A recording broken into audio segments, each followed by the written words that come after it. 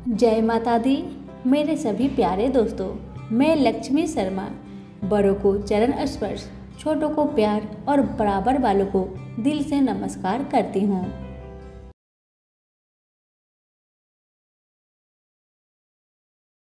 आज आप गुप्त नवरात्रि के दौरान सुनिए श्री दुर्गा सप्तशती पाठ की संपूर्ण अध्याय, जिसे श्रद्धा पूर्वक सुनने से मिलती है निरोगी काया, कष्टों से मुक्ति, घर में भरेंगे अन्न धन के भंडार। जिनके संतान नहीं है उसे संतान की प्राप्ति होगी। सभी इच्छा माता रानी पूरी करेगी। कथा को पूरा जरूर सुनिएगा। अगर अच्छी लगे तो दूसरों को शेयर करना ना भूले। तो आइए सुनते हैं दुर्गा सप्तशती पाठ की संपूर्ण अध्याय। प्रेम से बोलिए माता रानी की जय। श्री दुर्गा सप्तशती पाठ प्रथम अध्याय। मेधा ऋषि का राजा सूरथ और समाधि को देवी की महिमा बताना। महर्षि मार्कंडेय बोले, सूर्य के पुत्र स्वर्णी की उत्पत्ति की कथा विस्तार पूर्वक कहता हूँ, सुनो। स्वर्णी महामाया की कृपा से जिस प्रकार मनवंतर के स्वामी हुए उसका हाल भी सुनो। पहले स्वरोचिष नामक मनवंतर में चैत्र में उत्पन्न हुए सूरथ नाम के एक राजा थे। सारी पृथ्वी पर उनका राज्य था। वह प्रजा को अपने पुत्र के समान मानते थे। तो भी कोला विधुवंशी नाम के क्षत्रिय उनके शत्रु बन गए। दुष्टों को दंड देने वाले राजा सूरथ की उनके साथ लड़ाई हुई। कोला विधवंशियों की संख्या में कम होने पर भी राजा सूरथ युद्ध में उनसे हार गए। तब वह अपने नगर में आ गए। केवल अपने देश का राज्य ही उनके पास रह गया और वह उसी देश के राजा होकर राज्य करने लगे। किंतु उनके शत्रुओं ने उन पर वहां भी आक्रमण किया। राजा को बलहीन देखकर उसके दुष्ट मंत्रियों ने राजा की सेना और खजाना अपने अधिकार में कर लिया। राजा सूरथ अपने राज्याधिकार को हार कर शिकार खेलने के बहाने घोड़े पर सवार होकर वहां से एक भयंकर वन की ओर चले गए। उस वन में उन्होंने महर्षि मेधा का आश्रम देखा। वहां महर्षि अपने शिष्यों तथा मुनियों से सुशोभित बैठे हुए थे और वहां कितने ही हिंसक जीव परम शांति भाव से रहते थे। राजा सूरथ ने महर्षि मेधा को प्रणाम किया और महर्षि ने भी उनका उचित सत्कार किया। राजा सूरथ महर्षि के आश्रम में कुछ समय तक ठहरे। अपने नगर की ममता के आकर्षक से राजा अपने मन में सोचने लगे, पूर्व काल में पूर्वजों ने जिस नगर का पालन किया था वह आज मेरे हाथ से निकल गया। मेरे दुष्ट एवं दुरात्मा मंत्री मेरे नगर की अब धर्म से रक्षा कर रहे होंगे या नहीं। मेरा प्रधान हाथी, जो कि सदा मद की वर्षा करने वाला और शूरवीर था, मेरे बीमारियों के बस में होकर न जाने क्या दुख भोग रहा होगा। मेरे आज्ञाकारी नौकर, जो मेरी कृपा से धन और भोजन पाने से सदैव दुखी रहते थे और मेरे पीछे पीछे चलते थे, वह निश्चय ही दुष्ट राजाओं के अनुसरण करते होंगे तथा मेरे दुष्ट एवं दुरात्मा मंत्रियों द्वारा व्यर्थ ही धन को व्यय करने से मेरा सचित किया हुआ मेरा खजाना एवं दिन जरूर खाली हो जाएगा। इस प्रकार ही बहुत सी बातें सोचता हुआ राजा निरंतर दुखी रहने लगा। एक दिन राजा सूरथ ने महर्षि मेधा के आश्रम के निकट एवं वैश्या को देखा। राजा ने उससे पूछा, भाई तुम कौन हो? यहाँ तुम्हारे आने का क्या कारण है और तुम मुझे शोकाग्रस्त अनमने से दिखाई देते हो, इसका क्या कारण है? राजा के यह नम्र वचन सुन वैश्य ने महाराज सूरथ को प्रणाम करके कहा, हे राजन, मेरा नाम समाधि है। मैं धनियों के कुल में उत्पन्न एक वैश्या हूँ। मेरे दुष्ट स्त्री पुत्रादिकों ने लोभ से मेरा सब धन छीन लिया है और मुझे घर से निकाल दिया है। मैं इस तरह से दुखी होकर इस वन में चला आया हूँ और यहाँ रहता हुआ इस बात को भी नहीं जानता कि अब घर में इस समय कुशल है या नहीं। यहाँ मैं अपने परिवार का आचरण संबंधी कोई समाचार भी नहीं पा सकता कि वह घर में इस समय कुशल पूर्वक है या नहीं। मैं अपने पुत्र के संबंध में ये भी नहीं जानता कि वह सदाचारी है या दुराचार में फंसे हुए हैं। राजा बोले, जिस धन के लोभी स्त्री पुत्रों ने तुम्हें घर से निकाल दिया है, फिर भी तुम उसी का चित्त में उनसे प्रेम करते हो। वेश्या ने कहा, मेरे विषय में आपका ऐसा कहना ठीक है, किंतु मेरा चित्त इतना कठोर नहीं है। यद्यपि उन्होंने धन के लोभ में पकड़कर प्रीत स्नेह को त्याग कर मुझे घर से निकाल दिया है, तो भी मेरे मन में उनके लिए कठोरता नहीं आती। महामते, मेरा मन फिर भी उनमें फंस रहा है। इस बात को जानता हुआ भी मैं नहीं जान रहा मेरा चित्त उनके लिए दुखी क्यों है। मैं उनके लिए लंबी लंबी सांसें ले रहा हूँ। उन लोगों में प्रेम नाम मात्र का भी नहीं है, फिर भी ऐसे निस्नेहियों के लिए मेरा हृदय कठोर नहीं होता। महर्षि मार्कंडेय ने कहा, ब्राह्मण। इसके पश्चात महाराज सूरत और वह वैश्या दोनों महर्षि मेधा के समीप गए और लोग न्याय संभाषण करके दोनों ने वार्ता आरंभ की। राजा बोले, भगवान, मैं आपसे एक बात पूछना चाहता हूँ, सो आप कृपा करके मुझे बताए। मेरा मन मेरे अधीन नहीं है, इससे मैं बहुत दुखी हूँ। राज्य धन आदि की चिंता अभी तक मुझे बनी हुई है और मेरी यह ममता अज्ञानियों की तरफ बढ़ती जा रही है। और यह समाधि नामक वेश्या भी अपने घर से अपमानित होकर आया है। इसके सज्जनों ने भी इसे त्याग दिया है।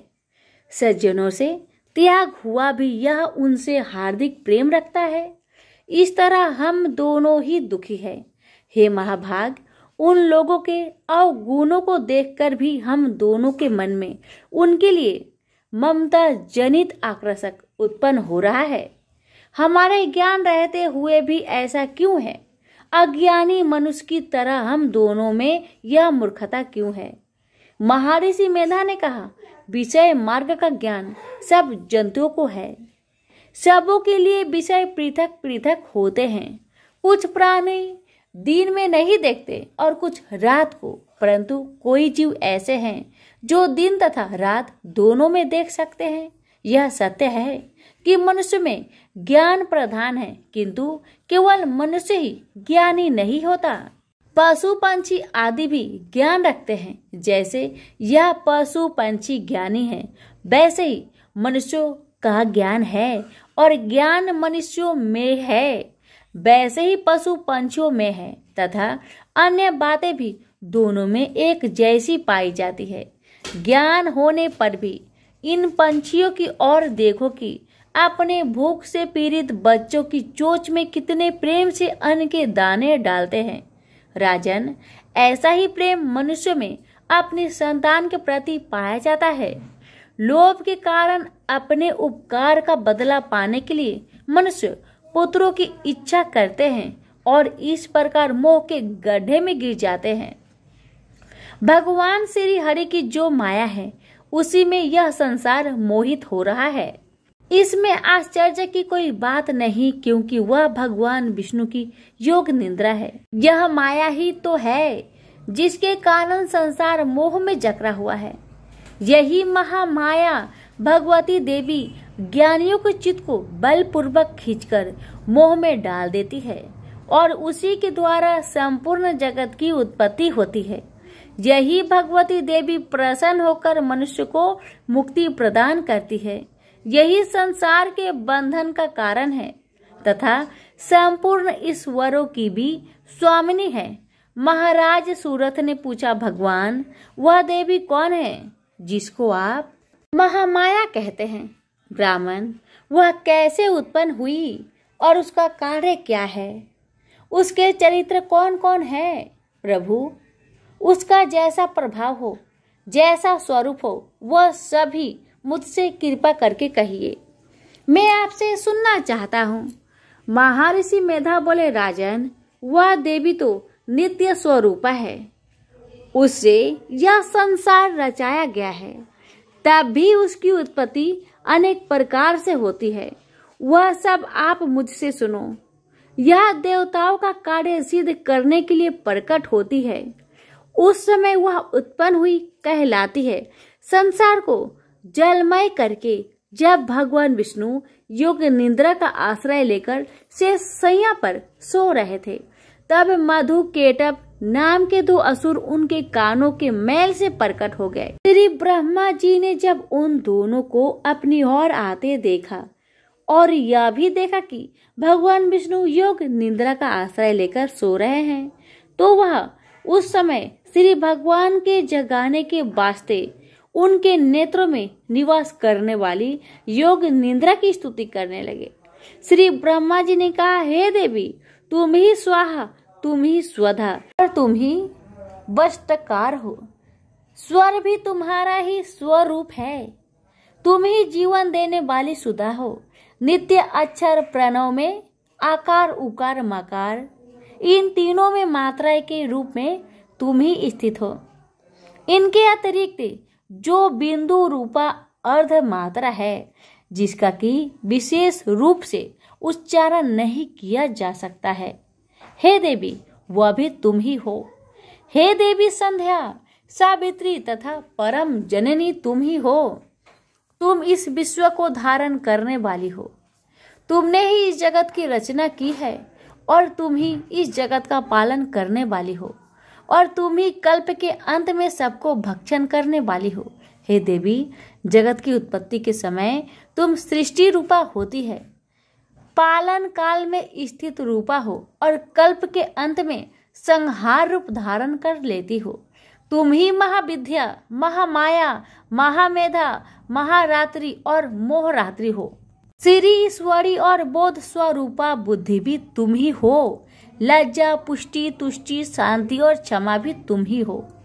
तुम खंड धारिणी, शूल धारिणी, घोर रूपा तथा गदा, चक्र, शंख और धनुष को धारण करने वाली हो। बाण, भुसुंडी और पडिग यह भी तुम्हारे ही अस्त्र है। तुम सौम्य और सौम्यंतर हो। यही नहीं बल्कि जितनी भी स्वयं तथा सुंदर वस्तुएं इस संसार में हैं, उनसे सबसे बढ़कर सुंदर तुम हो। पर और अपर सबसे परे रहने वाली सुंदर ही तुम हो। हे स्वर्ग रूपे देवी, जो भी सत असत पदार्थ है और उनमें जो शक्ति है वह तुम ही हो। ऐसे अवस्था में भला तुम्हारी स्तुति कौन कर सकता है। इस संसार के सृष्टि, पालन और संहार करने वाले जो भगवान हैं, उनको भी जब तुमने निंद्रा के वशीभूत कर दिया है, तो फिर तुम्हारी स्तुति कौन कर सकता है। मुझे भगवान विष्णु तथा भगवान शंकर को शरीर धारण कराने वाली तुम ही हो। तुम्हारी स्तुति करने की शक्ति किसमें है। हे देवी, तुम तो अपने इन उद्धार प्रभाव के कारण ही परेशानियां हो। मधु और केटव जो भयंकर असुर है, इन्हें तो मोह में डाल दो और श्री हरि भगवान विष्णु को भी जल्दी जगा दो और उनमें इनके मार डालने की बुद्धि भी उत्पन्न कर दो। महर्षि मेधा बोले, हे राजन, जब ब्रह्मा जी ने देवी से इस प्रकार स्तुति करके भगवान को जगाने तथा मधु और केटव को मारने के लिए कहा, तो वह भगवान श्री विष्णु जी के सामने खड़ी हो गई। उनके ऐसा करते ही भगवान श्री हरि तुरंत जाग उठे और दोनों असुरों को देखा, जो कि अत्यंत बलवान तथा पराक्रमी थे और मारे क्रोध के जिनके नेत्र लाल हो रहे थे और जो श्री ब्रह्मा जी का वध करने के लिए तैयार थे। इस पर उन दोनों दुरात्मा असुरों के साथ भगवान श्री हरि पूरे 5000 वर्ष तक लड़ते रहे। एक तो वह अत्यंत बलवान तथा पराक्रमी थे, दूसरे महामाया ने भी उन्हें मोह में डाल रखा था। अतः वह श्री भगवान से कहने लगे, हम दोनों तुम्हारी वीरता से अत्यंत प्रसन्न हैं, अतः तुम हमसे कोई वर मांगो। भगवान ने कहा, यदि तुम मुझ पर प्रसन्न हो तो अब तुम मेरे हाथों से मर जाओ। बस इतना सा ही वर मैं तुमसे मांगता हूँ, यह दूसरे वर से क्या प्रयोजन है? महर्षि मोधा बोले। इस तरह से जब यह धोखे में आ गए और अपने चारों ओर जल ही जल देखा तो भगवान श्री हरि से कहने लगे, जहाँ पर जल न हो, सूखी जमीन हो, उसी जगह हमारा वध कीजिए। महर्षि मेधा कहते हैं, भगवान तथास्तु कहकर भगवान श्री हरि ने उन दोनों को अपनी जांघ पर लेटाकर उन दोनों के सिर काट डाले। इस तरह से यह देवी श्री ब्रह्मा जी की स्तुति करने से प्रकट हुई थी। अब तुमसे उनके प्रभाव का वर्णन करता हूँ, सो सुनो। प्रेम से बोलिए माता रानी की जय। यहीं पर हमारी श्री दुर्गा सप्तशती पाठ प्रथम अध्याय समाप्त हुआ। श्री दुर्गा सप्तशती का दूसरा अध्याय। इस अध्याय में आप सुनेंगे देवताओं के तेज से देवी का प्रादुर्भाव और महिषासुर की सेना का वध। महर्षि मेधा बोले, प्राचीन काल में देवताओं और असुरों में पूरे 100 वर्षों तक घोर युद्ध हुआ था और देवराज इंद्र देवताओं के नायक थे। इस युद्ध में देवताओं की सेना परास्त हो गई थी और इस प्रकार संपूर्ण देवताओं को जीत महिषासुर इंद्र बन बैठा था। युद्ध के पश्चात हारे हुए देवता प्रजापति श्री ब्रह्मा को साथ लेकर उस स्थान पर पहुंचे जहां पर कि भगवान शंकर विराजमान रहते हैं। देवताओं ने अपनी हार का सारा वृत्तांत भगवान श्री विष्णु और शंकर जी से कह सुनाया। वह कहने लगे, हे प्रभु, महिषासुर सूर्य, चंद्रमा, इंद्र, अग्नि, वायु, यम, वरुण तथा अन्य देवताओं के सब अधिकार छीनकर सबका अधिष्ठात्र स्वयं बन बैठा है। उसने समस्त देवताओं को स्वर्ग से निकाल दिया है। वह मनुष्य की तरह पृथ्वी पर विचर रहे हैं। दैत्यों की सारी करतूत हमने आपको सुना दी है और आपकी शरण में इसलिए आए हैं कि आप उनके वध का कोई उपाय सोचेंगे। देवताओं की बात सुनकर भगवान श्री विष्णु और शंकर जी को दैत्यों पर बड़ा गुस्सा आया। उनकी भौहें तन गई और उनकी आंखें लाल हो गई। गुस्से में भरे हुए भगवान विष्णु के मुख से बड़ा भारी तेज निकला और ठीक उसी प्रकार का तेज भगवान शंकर, ब्रह्मा और इंद्र आदि दूसरे देवताओं के मुख से प्रकट हुआ। फिर वह सारा तेज एक में मिल गया और तेज का पुंज वह ऐसा दिखता था कि जैसे ज्वल्यमान पर्वत हो। देवताओं ने देखा कि उस पर्वत की ज्वाला चारों ओर फैली हुई थी और देवताओं के शरीर से प्रकट हुए तेज की किसी अन्य तेज से तुलना नहीं हो सकती थी। एक स्थान पर इकट्ठा होने पर वह तेज एक देवी के रूप में परिवर्तित हो गया और अपने प्रकाश से तीनों लोकों में व्याप्त जान पड़ा। वह भगवान शंकर का तेज था। उससे देवी का मुख प्रकट हुआ। यमराज के तेज से उसके शरीर के बाल बने। भगवान विष्णु के तेज से उसकी भुजाएं बनी। चंद्रमा के तेज से दोनों स्तन और इंद्र के तेज से जंघा तथा पिंडली बनी और पृथ्वी के तेज से निष्टम भाग बना। ब्रह्मा के तेज से दोनों चरण और सूर्य के तेज से उनकी उंगलियां पैदा हुई। वसुओं की तेज से हाथों की उंगलियां एवं कुबेर के तेज से नासिका बनी। प्रजापति के तेज से उनके दांत और अग्नि के तेज से उनके नेत्र बने। संध्या की तेज से उनकी भौहें और वायु की तेज से उनके कान प्रकट हुए। इस प्रकार उस देवी का प्रादुर्भाव हुआ था। महिषासुर से पराजित देवता उस देवी को देखकर अत्यंत प्रसन्न हुए। भगवान शंकर ने अपने त्रिशूल में से एक त्रिशूल देवी माँ को दिया और भगवान विष्णु ने अपने चक्र में से एक चक्र निकालकर देवी को दे दिया। वरुण देव ने देवी माँ को शंख भेंट किया, अग्नि ने इसे शक्ति दी, वायु ने देवी माँ को धनुष और बाण दिए, सहस्त्र नेत्रों वाले श्री देवराज इंद्र ने उसे अपने वज्र से उत्पन्न करके वज्र दिया और ऐरावत हाथी का एक घंटा उतारकर देवी को भेंट किया। यमराज ने उसे काल दंड में से एक दंड दिया, वरुण ने उसे पास दिया, प्रजापति ने उस देवी को स्थापित की माला दी और ब्रह्मा जी ने उसे कमंडलू दिया। सूर्य ने देवी के समस्त रोमों में अपनी किरणों का तेज भर दिया। काल ने उसे चमकती हुई ढाल और तलवार दी और उज्जवल हार और दिव्य वस्त्र भेंट किए और इनके साथ ही उसने दिव्य चूड़ामणि दी, 2 कुंडल, कंकन, उज्ज्वल अर्धचंद्र, बाहों के लिए बाजूबंद, चरणों के लिए नूपुर, गले के लिए सुंदर हसली और उंगलियों के लिए रत्नों की बनी हुई अंगूठियां उसे दे दी। विश्वकर्मा ने उनको परसा दिया और उसके साथ ही कई प्रकार के अस्त्र और अभेद कवच दिए। और इसके अतिरिक्त उसने कभी न कुम्हालने वाला सुंदर कमलों की मालाएं भेंट की। समुद्र ने सुंदर कमल का फूल भेंट किया। हिमालय ने सवारी के लिए सिंह और तरह तरह के रत्न देवी को भेंट किए। यक्षराज कुबेर ने मधु से भरा हुआ पात्र और शेषनाग ने उन्हें बहुमूल्य मणियों से विभूषित नागहार भेंट किया।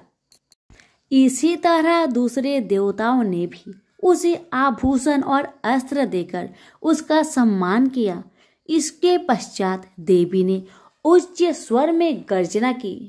उसके इस भयंकर नाद से आकाश गूंज उठा। देवी का वह उच्च स्वर निकला हुआ सिंहनाद समा ना सका। आकाश उनके सामने छोटा प्रतीत होने लगा। उससे बड़े जोर की प्रतिध्वनि हुई, जिससे समस्त विश्व में हलचल मच गई और समुद्र कांप उठे, पृथ्वी डोलने लगी और सबके सब पर्वत हिलने लगे। देवताओं ने उस समय प्रसन्न हो सिंह वाहिनी जगतमयी देवी से कहा, हे देवी, तुम्हारी जय हो। इसके साथ महर्षियों ने भक्ति भाव से विनम्र होकर उनकी स्तुति की।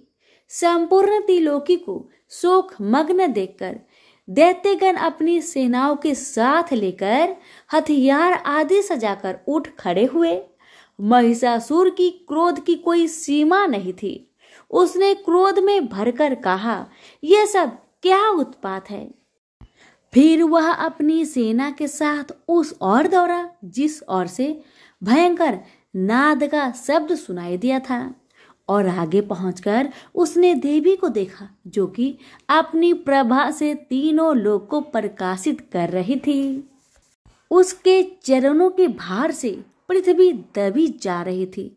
माथे के मुकुट से आकाश में एक रेखा सी बन रही थी और उसके धनुष की टंकोर से सब लोग क्षुब्ध हो रहे थे। देवी अपने सहस्त्रों भुजाओं को संपूर्ण दिशाओं में फैलाए खड़ी थी। इसके पश्चात उनका दैत्यों के साथ युद्ध छिड़ गया और कई प्रकार के अस्त्र शस्त्रों से सबकी सब दिशाओं उभदासित होने लगी। महिषासुर की सेना का सेनापति चिछूर नामक एक महान असुर था। वह आगे बढ़कर देवी के साथ युद्ध करने लगा और दूसरे दैत्यों की चतुरंगिनी सेना के साथ लेकर चामर भी लड़ने लगा और 60,000 महारथियों को साथ लेकर उदग्र नामक महादैत्य आकर युद्ध करने लगा और महाहनु नामक असुर 1 करोड़ रथियों को लेकर, आसी लोमा नामक असुर 5 करोड़ सैनिकों को साथ लेकर युद्ध करने लगा। बास्कल नामक असुर 60 लाख असुरों के साथ युद्ध में आ डटा। बीडाल नामक असुर 1 करोड़ रथियों सहित लड़ने को तैयार था। इन सब के अतिरिक्त और भी हजारों असुर हाथी और घोड़े के साथ लेकर लड़ने लगे और इन सब के पश्चात महिषासुर करोड़ों रथों, हाथियों और घोड़ों सहित वहां आकर देवी के साथ लड़ने लगा। सभी असुर तोमर, भिंदीपाल, शक्ति, मूसल, खड्गों, फरसों, पट्टियों के साथ रणभूमि में देवी के साथ युद्ध करने लगे। कई शक्तियां फेंकने लगे और कोई अन्य शस्त्र आदि। इसके पश्चात सब के सब दैत्य अपनी अपनी तलवार हाथों में लेकर देवी की ओर दौड़े और उसे मार डालने का उद्योग करने लगे, मगर देवी ने क्रोध भरकर खेल ही खेल में उनके सब अस्त्रों शस्त्रों को काट दिया। इसके पश्चात ऋषियों और देवताओं ने देवी शक्ति की स्तुति आरंभ कर दी और वह प्रसन्न होकर असुरों के शरीर पर अस्त्र शस्त्रों की वर्षा करती रही। देवी का वाहन भी क्रोध में भरकर दैत्य सेना में इस प्रकार विचरने लगा जैसे कि वन में दवानल फैल रहा हो। युद्ध करते हुए देवी ने क्रोध में भरकर जितने श्वासों को छोड़ा वह तुरंत ही सैकड़ों हजार गणों के रूप में परिवर्तित हो गए। फरसे, भिंदीपाल, खड्ग तथा पटिस इत्यादि अस्त्रों के साथ दैत्यों से युद्ध करने लगे। देवी की शक्ति से बड़े हुए वह गण दैत्यों का नाश करते हुए ढोल, शंख, मृदक आदि बजा रहे थे। तदंतर देवी ने त्रिशूल, गदा, शक्ति, खड्ग इत्यादि से सहस्त्रों असुरों को मार डाला। कितनों को घंटे की भयंकर आवाज से ही यमलोक पहुंचा दिया। कितने ही असुरों को उसने पास में बांधकर पृथ्वी पर घसीट डाला। कितनों को तो अपनी तलवार से टुकड़े टुकड़े कर दिए और कितनों को तो गदे की चोट से धरती पर सुला दिया। कई दैत्य मूसल की मार से घायल होकर रक्त बामन करने लगे और कई शूल से छाती फट जाने के कारण पृथ्वी पर लेट गए और कितनों की बाण से कमर टूट गई। देवताओं को पीड़ा देने वाले दैत्य कट कट कर मरने लगे। कितनों की बाहें अलग हो गई, कितनों की ग्रीवाएं कट गई, कितनों के सिर कट कट कर दूर भूमि पर लुढ़क गए, कितनों के शरीर बीच में से कट गए और कितनों की जंघाएं कट गई और वह पृथ्वी पर गिर पड़े। कितने ही सिरों व पैरों के कटने पर भी भूमि पर से उठ खड़े हुए और अस्त्र शस्त्र हाथ में लेकर देवी से लड़ने लगे। कई दैत्यगण भूमि में बाजों की ध्वनि के साथ नाच रहे थे। कई असुर जिनके सिर कट चुके थे बिना सिर के धड़ से ही हाथ में शस्त्र लिए लड़ रहे थे। दैत्य रह रहकर ठहरो ठहरो कहते हुए देवी को युद्ध के लिए ललकार रहे थे। जहां पर यह घोर संग्राम हुआ था वहां की भूमि रथ, हाथी, घोड़े और असुरों की लाशों से भर गई थी और असुर सेना के बीच में रक्तपात होने के कारण रुधिर की नदियां बह रही थी और इस तरह देवी ने असुर की विशाल सेना को क्षण भर में इस तरह से नष्ट कर डाला जैसे तृष्ण काष्ठ के बड़े समूह को अग्नि नष्ट कर डालती है। और देवी का सिंह भी गर्दन के बालों को हिलाता हुआ और बड़ा शब्द करता हुआ असुरों के शरीरों से मानो उनके प्राणों को ढूंढ रहा था। वहां देवी के गणों ने जब दैत्यों के साथ युद्ध किया तो देवताओं ने प्रसन्न होकर आकाश से उन पर पुष्प वर्षा करने लगी। प्रेम से बोले शेरों वाली माता की जय। यहीं पर हमारी श्री दुर्गा सप्तशती पाठ का दूसरा अध्याय समाप्त हुआ। तीसरा अध्याय, और इस अध्याय में सुनेंगे सेनापतियों सहित महिषासुर का वध। महर्षि मेधा ने कहा, महिषासुर की सेना नष्ट होते देखकर उस सेना का सेनापति चिछूर क्रोध में भर देवी के साथ युद्ध करने के लिए आगे बढ़ा। वह देवी पर इस प्रकार वाणों की वर्षा करने लगा मानो सेमरू पर्वत पानी की धारा बरस रहा हो। इस प्रकार देवी ने अपने बाणों से उसके बाणों को काट डाला तथा उसके घोड़ों व सारथी को मार दिया। साथ ही उसके धनुष और उसकी अत्यंत ऊंची ध्वजा भी काट कर नीचे गिरा दिया। उसका धनुष कट जाने के पश्चात उसके शरीर के अंगों को भी अपने बाणों से विध दिया। धनुष, घोड़े और सारथी के नष्ट होने पर वह असुर ढाल और तलवार लेकर देवी के तरफ आया। उसने अपनी तीक्ष्ण धार वाली तलवार से देवी के सिंह के मस्तक पर प्रहार किया और बड़े वेग से देवी की बाई भुजा पर वार किया। किंतु देवी की बाएं भुजा को छूते ही उस दैत्य की तलवार टूटकर 2 टुकड़े हो गए। इससे दैत्य ने क्रोध में भरकर शूल हाथ में लिया और भद्रकाली देवी की ओर फेंका। देवी की ओर आता हुआ वह शूल आकाश से गिरते हुए सूर्य के समान प्रज्वलित हो उठा। शूल को अपनी ओर आते हुए देखकर देवी ने भी शूल छोड़ा और महाअसुर के शूल के 100 टुकड़े कर दिए और साथ ही महाअसुर के प्राण भी हर लिए। चिछूर के मरने पर देवताओं को दुख होने वाला चामर नामक दैत्य हाथी पर सवार होकर देवी से लड़ने के लिए आया और उसने आने के साथ ही शक्ति से प्रहार किया। किंतु देवी ने अपने हुक्कार से ही उसे तोड़कर पृथ्वी पर डाल दिया। शक्ति को टूटा हुआ देखकर दैत्य ने क्रोध से लाल होकर शूल को चलाया, किंतु देवी ने उसको भी काट दिया। इतने में देवी का सिंह उछलकर हाथी के मस्तक पर सवार हो गया और दैत्य के साथ बहुत ही तीव्र युद्ध करने लगा। और फिर वह दोनों लड़ते हुए हाथी पर से पृथ्वी पर आ गिरे और दोनों बड़े क्रोध से लड़ने लगे।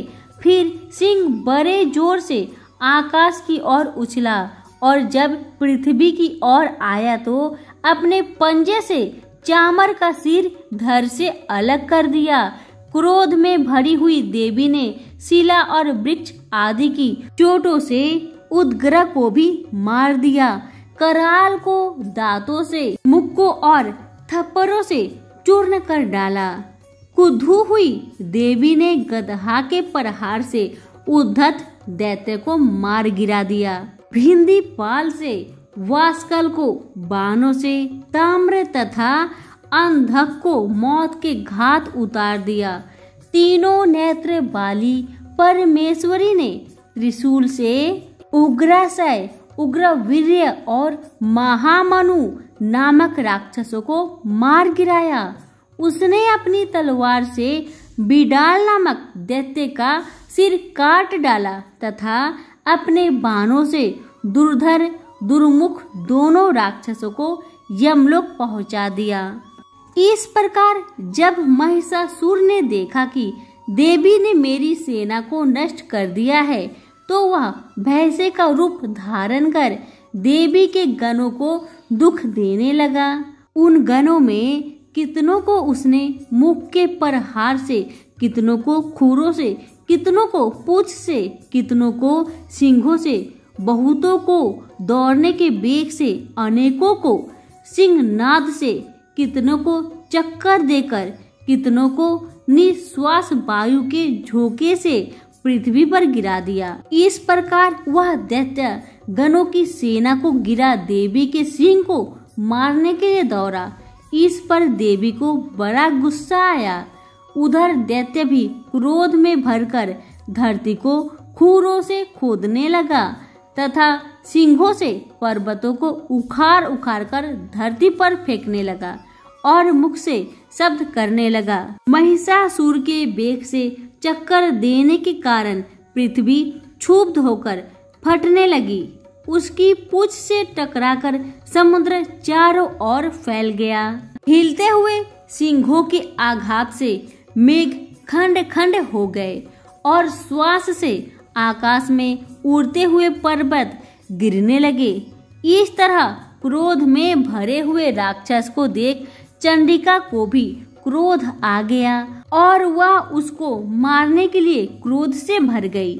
देवी ने पास फेंककर दैत्य को बांध लिया।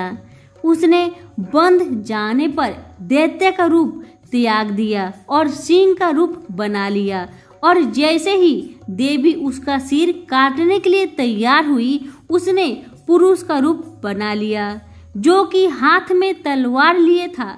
देवी ने तुरंत ही अपने बाणों के साथ उस पुरुष को ही उसकी तलवार ढाल सहित बींध डाला। इसके पश्चात वह हाथी के रूप में दिखाई देने लगा और अपनी लंबी सूंड से देवी के सिंह को खींचने लगा और गरजने लगा। देवी ने तलवार से उसकी सूंड काट डाली। तब राक्षस ने एक बार फिर भैंसे का रूप धारण कर लिया और पहले की तरह चर अचर जीवों सहित समस्त त्रिलोकी को व्याकुल करने लगा। इसके पश्चात क्रोध में भरी हुई देवी बारंबार उत्तम मधु का पान करने लगी और लाल लाल नेत्र करके हंसने लगी। उधर बलवीर्य तथा मद से क्रुद्ध हुआ दैत्य भी गरजने लगा। अपने सींगों से देवी पर पर्वतों को फेंकने लगा। देवी अपने बाणों से उसके फेंके हुए पर्वतों को चूर्ण करती हुई बोली, ओ मूर्ख, जब तक मैं मधुपान कर रही हूँ तब तक तू गरज ले और इसके पश्चात मेरे हाथों तेरी मृत्यु हो जाने पर देवता गरजेंगे। महर्षि मेधा ने कहा। यूं कहकर देवी उछलकर उस दैत्य पर चढ़ी और उसको अपने पैर से दबाकर शूल से उसके गले पर आघात किया। देवी के पैर से दबने पर भी दैत्य ने अपने दूसरे रूप से अपने मुख से बाहर होने लगा। अभी वह आधा ही बाहर निकला था कि देवी ने अपने प्रभाव से उसे रोक दिया। जब वह आधा निकला हुआ दैत्य युद्ध करने लगा तो देवी ने अपने तलवार से उसका सिर काट दिया। इसके पश्चात सारी राक्षस सेना हाहाकार करती हुई वहां से भाग खड़ी हुई और सब देवता अत्यंत प्रसन्न हुए और ऋषियों महर्षियों सहित देवी की स्तुति करने लगे। गंधर्व राज गान करने तथा अप्सराएं नृत्य करने लगी। तो प्रेम से बोलिए दुर्गा मैया की जय हो। श्री दुर्गा सप्तशती की चौथा अध्याय। और इस अध्याय में सुनेंगे इंद्रादि देवताओं द्वारा देवी की स्तुति। महर्षि माधा बोले, देवी ने जब पराक्रमी दुरात्मा महिषासुर को मार गिराया और असुरों की सेना को मार दिया, तब इंद्र आदि समस्त देवता अपने सिर तथा शरीर को झुकाकर भगवती की स्तुति करने लगे। जिस देवी ने अपनी शक्ति से यह जगत व्याप्त किया है और जो संपूर्ण देवताओं और महर्षियों की पूजनीय है, उस अंबिका को हम भक्ति पूर्वक नमस्कार करते हैं। वह हम सबका कल्याण करे। जिस अतुल प्रभाव और बल का वर्णन भगवान विष्णु, शंकर और ब्रह्मा भी नहीं कर सके, वही देवी संपूर्ण जगत का पालन करने के लिए अशुभ भय का नाश करे।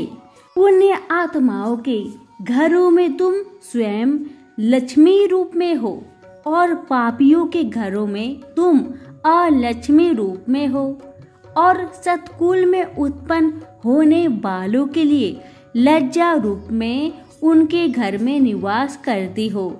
हम उस दुर्गा भगवती को नमस्कार करते हैं। हे देवी, इस विश्व का पालन करो। हे देवी, हम तुम्हारे अचिंत्य रूप का किस प्रकार वर्णन करें। असुरों का नाश करने वाले भारी पराक्रम तथा समस्त देवताओं और दैत्यों के विषय में जो तुम्हारे पवित्र चरित्र हैं, उनको हम किस प्रकार वर्णन करें। देवी, गुणामिका होने पर भी तुम संपूर्ण जगत की उत्पत्ति का कारण हो। हे देवी, भगवान विष्णु, शंकर आदि देवता किसी ने तुम्हारा पार न पाया।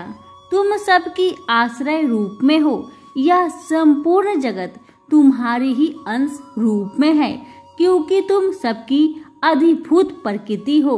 हे देवी, तुम्हारे जिस नाम के उच्चारण से संपूर्ण यज्ञों में सब देवता तृप्ति लाभ करते हैं, वह स्वाहा तुम ही तो हो। इसके अतिरिक्त तुम पितरों की तृप्ति का कारण हो, इसलिए देव आपको स्वधा कहते हैं। हे देवी, वह विद्या जो मोक्ष को देने वाली है, जो अचिंत्य महाज्ञान स्वरूपा है, तत्व के सार को बस में करने वाले, संपूर्ण दोषों को दूर करने वाले, मोक्ष की इच्छा वाले मुनिजन जिनका अभ्यास करते हैं, तुम ही हो। तुम वाणी रूप में हो और दोष रहित ऋग यजुर्वेदों की तथा उद्गीत और सुंदर पद पाठ बालों की तथा सामवेद की खजाना रूप हो। तुम भगवती हो। इस विश्व की उत्पत्ति एवं पालन के लिए तुम वरदा के रूप में प्रकट हुई हो और तुम संपूर्ण संसार की पीड़ा हरने वाली हो। हे देवी, जिससे सारे शास्त्रों को जाना जाता है, वह मेधा शक्ति तुम ही हो और दुर्गम भव सागर से पार करने वाली नौका भी तुम ही हो। लक्ष्मी रूप तुम ही हो। विष्णु भगवान के हृदय में निवास करने वाली और भगवान महादेव द्वारा सम्मानित गौरी देवी तुम ही हो। मंद मुस्कान वाले निर्मल पूर्ण चंद्र बिंब के समान और उत्तम स्वर्ण की मनोहर कांति से कामनीय तुम्हारे मुख को देखकर भी महिषासुर क्रोध में भर गया। यह बड़े आश्चर्य की बात है। और देवी, तुम्हारा यही मुख जब क्रोध से भर गया, उदय काल के चंद्रमा की भांति लाल हो गया और तनी हुई भौं के कारण विकराल रूप हो गया। उसे देखकर भी महिषासुर के शीघ्र प्राण नहीं निकल गए। यह बड़े आश्चर्य की बात है। आपके कुपित मुख के दर्शन करके भला कौन जीवित रह सकता है। हे देवी, आप हमारे कल्याण के लिए प्रसन्न हो जाइए। आपके प्रसन्न होने से इस जगत का अभ्युदय होता है और जब आप क्रोध हो जाती हैं तो कितने की कुलों का सर्वनाश हो जाता है। यह हमने अभी अभी जाना है, जबकि आपने महिषासुर की बहुत बड़ी सेना को देखते देखते मार दिया। हे देवी, सदा प्रताप देने वाली, तुम जिस पर प्रसन्न हो जाती हो वही देश में सम्मानित होते हैं। उनके धन यश की वृद्धि होती है। उनका धर्म कभी शिथिल नहीं होता और उनके यहाँ अधिक पुत्र स्त्रियां और नौकर होते हैं। हे देवी, तुम्हारी कृपा से ही धर्मात्मा पुरुष प्रतिदिन श्रद्धा पूर्वक यज्ञ करता है और धर्मानुकूल आचरण करता है और उसके प्रभाव से स्वर्ग लोक में जाता है, क्योंकि तुम तीनों लोकों में मनवांछित फल देने वाली हो। माँ दुर्गे, तुम स्मरण करने पर संपूर्ण जीवों के भय नष्ट कर देती हो और स्थिर चित्त बालों के द्वारा चिंतन करने पर उन्हें और अत्यंत मंगल देती हो। हे दरिद्र, दुख व भय हरने वाली देवी, तुम्हारे सिवा दूसरा कौन है। आपका चित्त सदा दूसरों के उपकार में लगा रहता है। हे देवी, तुम शत्रुओं को इसलिए मारती हो कि उनके मारने से दूसरों को सुख मिलता है। वह नरक में जाने के लिए चिरकाल तक पाप करते रहे हैं, किंतु तुम्हारे साथ युद्ध करके सीधे स्वर्ग को जाए, इसलिए ही तुम उनका वध करती हो। हे देवी, क्या तुम दृष्टिपात मात्र से समस्त असुरों को भस्म नहीं कर सकती? अवश्य ही कर सकती हो। तुम्हारा शत्रुओं को शस्त्रों के द्वारा मारना इसलिए है कि शस्त्रों के द्वारा मरकर स्वर्ग लोक को जाए। इस तरह से हे देवी, उन शत्रुओं के प्रति भी तुम्हारा विचार उत्तम है। हे देवी, तुम्हारे उग्र खड्ग की चमक से और त्रिशूल के अग्र भाग की कांति से समूह से असुरों की आंखें नहीं फूटी। उसका कारण यह था कि वे किरणों से शोभायमान तुम्हारे चंद्रमा के समान आनंद प्रदान करने वाले सुंदर मुख को देख रहे थे। हे देवी, तुम्हारा शील बुरे वृत्तांत को दूर करने वाला है और सबसे अधिक तुम्हारा रूप है जो न कभी चिंतन में आ सकता है और न ही जिसकी दूसरों से तुलना हो सकती है। तुम्हारा बल व पराक्रम उनका भी नाश कर चुके थे। इस तरह अपने शत्रुओं पर भी दया प्रकट की है। हे देवी, तुम्हारे बल की किसके साथ बराबरी की जा सकती है तथा शत्रुओं को भय देने वाला इतना सुंदर रूप भी और किसका है। हृदय में कृपा और युद्ध में निष्ठुरता, यह दोनों बातें तीनों लोकों में केवल ही में देखने में आई है। माता, युद्ध भूमि में शत्रुओं को मारकर अपने उन्हें स्वर्ग लोक में पहुंचाया है। इस तरह तीनों लोकों की तुमने रक्षा की है तथा उन उन्मत्त असुरों से जो हमें भय था उसको भी तुमने दूर किया है। तुमको हमारा नमस्कार है। हे देवी, तुम शूल तथा खड्ग से हमारी रक्षा करो तथा घंटे की ध्वनि और धनुष की टंकार से हमारी रक्षा करो। चंडिके, आप अपने शूल को घुमाकर पूर्व, पश्चिम, दक्षिण तथा उत्तर दिशा में हमारी रक्षा करो। तीनों लोकों में जो तुम्हारे सौम्य रूप है तथा घोर रूप है, उनसे हमारी रक्षा करो तथा इस पृथ्वी की रक्षा करो। अंबिके, आपके कर पल्लवों में जो खड्ग, शूल और गदा आदि शोभा पा रहे हैं, उन सब से हमारी रक्षा करो। महर्षि बोले कि इस प्रकार जब सब देवताओं ने जगत माता भगवती की स्तुति की और नदन वन के पुष्पों तथा गंध अनुलेपनों द्वारा उनका पूजन किया और फिर सबने मिलकर जब सुगंधित व दिव्य धूप द्वारा उनको सुगंध निवेदन की, तब देवी ने प्रसन्न होकर कहा, देवताओं, तुम सब मुझसे मन वंचित वर मांगो। देवता बोले, भगवती, तुमने हमारा सब कुछ कार्य कर दिया, अब हमारे लिए कुछ मांगना बाकी नहीं रहा, क्योंकि तुमने हमारे शत्रु महिषासुर को मार डाला है। हे महेश्वरी, तुम इस पर भी यदि हमें कोई वर देना चाहती हो तो बस इतना वर दो कि जब जब हम आपका स्मरण करें तब तब आप हमारी विपत्तियों को हरण करने के लिए हमें दर्शन दिया करें। अंबिके, जो कोई भी तुम्हारी स्तुति करे, तुम उनके पित्त, समृद्धि और वैभव देने के साथ ही उनकी धन और स्त्री आदि संपत्ति बढ़ाए और सदा हम पर प्रसन्न रहे। महर्षि बोले, हे राजन, देवताओं ने जब जगत के लिए तथा अपने लिए इस प्रकार प्रश्न किया तो बस तथास्तु कहकर देवी अंतर ध्यान हो गई। हे भूप, जिस प्रकार तीनों लोकों का हित चाहने वाले वह भगवती देवताओं के शरीर से उत्पन्न हुई थी। वह सारा वृत्तांत मैंने तुमसे कह दिया और इसके पश्चात दुष्ट असुरों तथा शुभ निशुभ का वध करने और सब लोगों की रक्षा करने के लिए जिस प्रकार गौरी देवी के शरीर से उत्पन्न हुई थी, वह सारा वृत्तांत में यथावत वर्णन करता हूँ। हमारी आज की दुर्गा सप्तशती की चौथा अध्याय समाप्त हुआ का 5वां अध्याय, और इस अध्याय में सुनेंगे देवताओं द्वारा देवी माँ की स्तुति।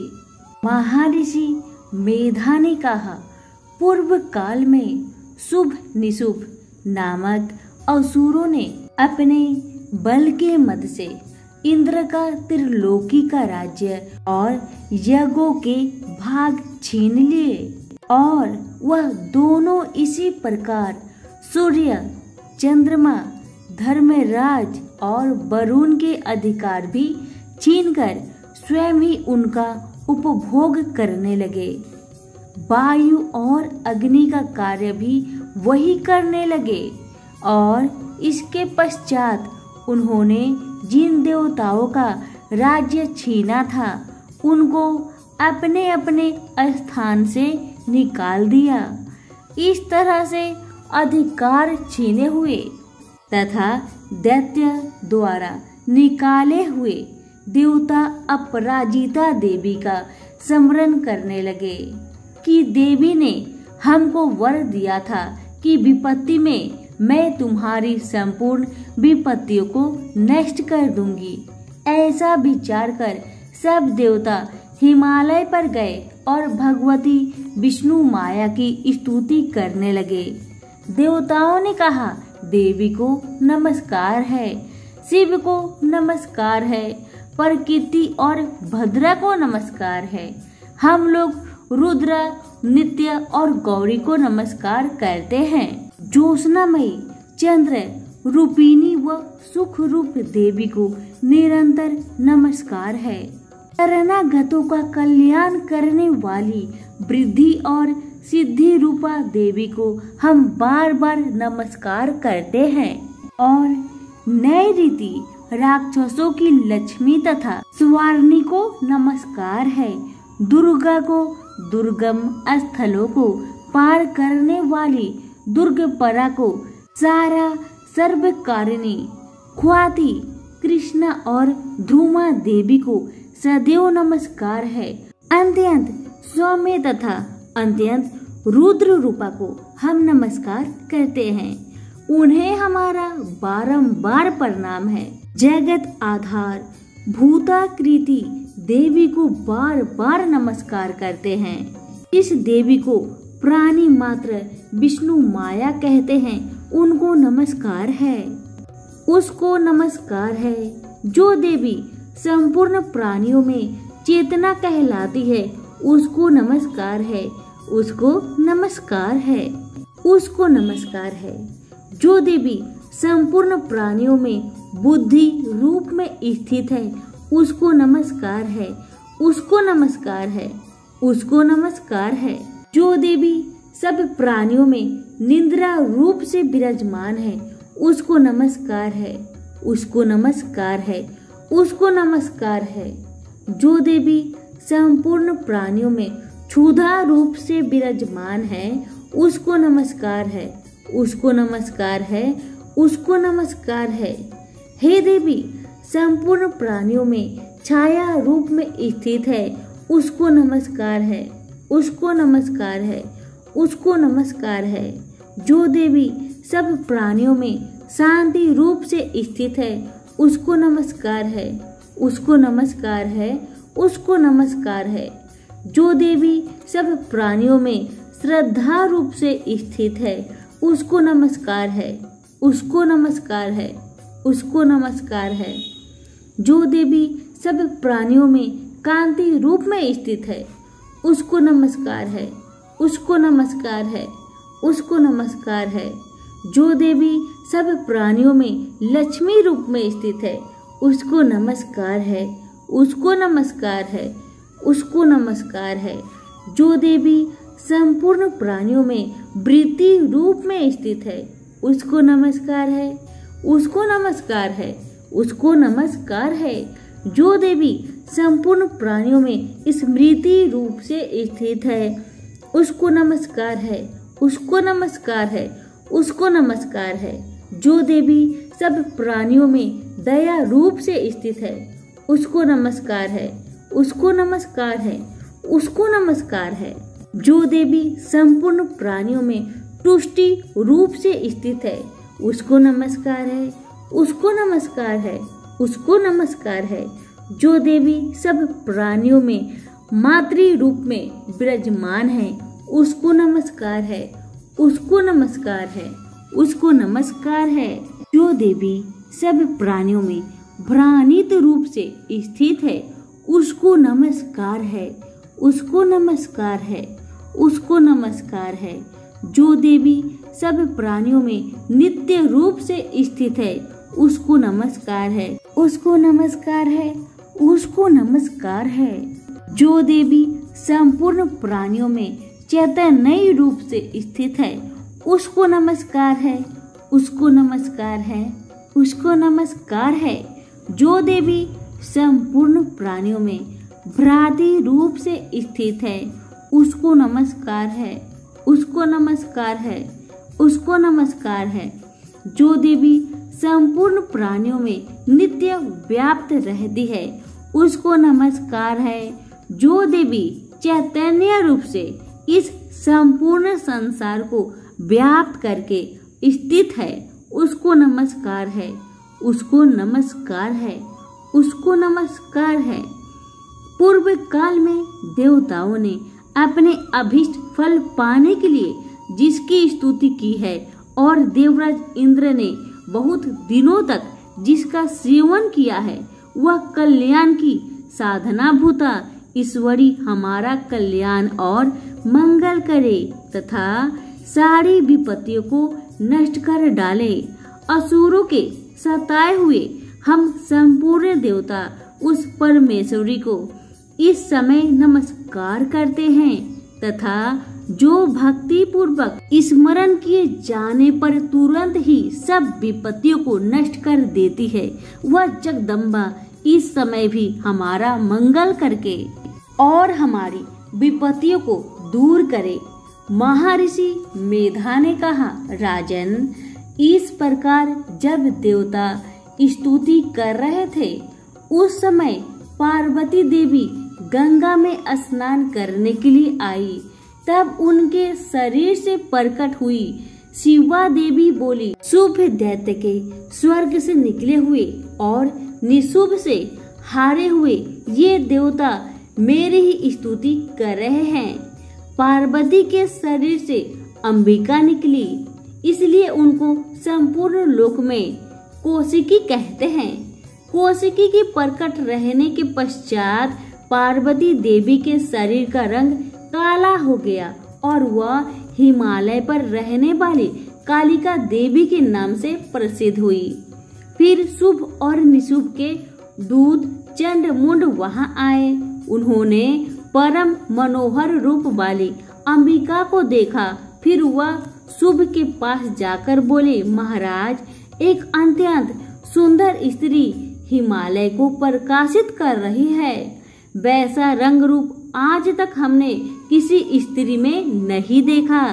हे असुरेश्वर, आप यह पता लगाए कि वह कौन है और आपको ग्रहण कर ले। वह स्त्री स्त्रियों में रत्न है। वह अपनी कांति से दसों दिशाओं को प्रकाश करती हुई वहां स्थित है, इसलिए आपको उसका देखना उचित है।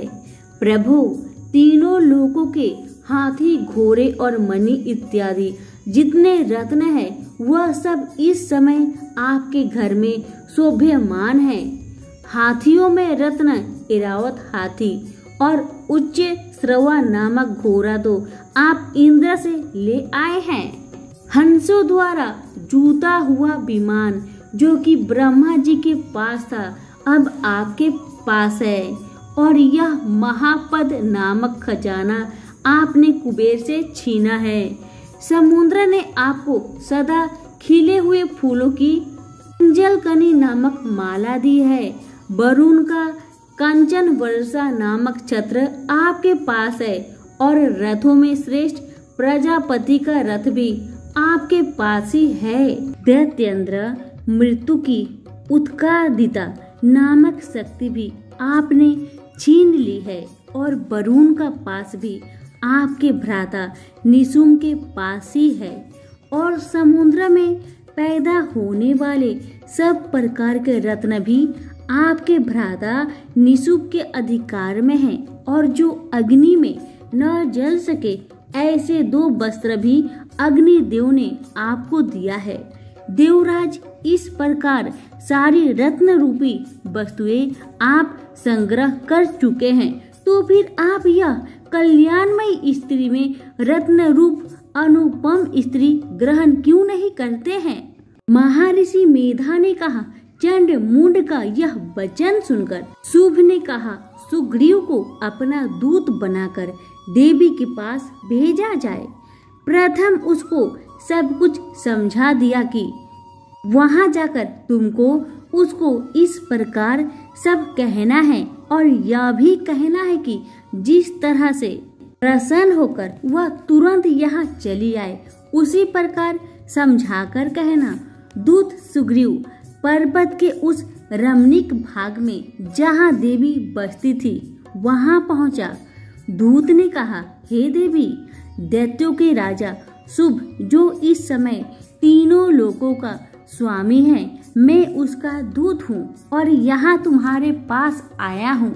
संपूर्ण देवता उसकी आज्ञा एवं स्वर से मानते हैं। अब जो कुछ उसने कहला भेजा है वह भी सुनो।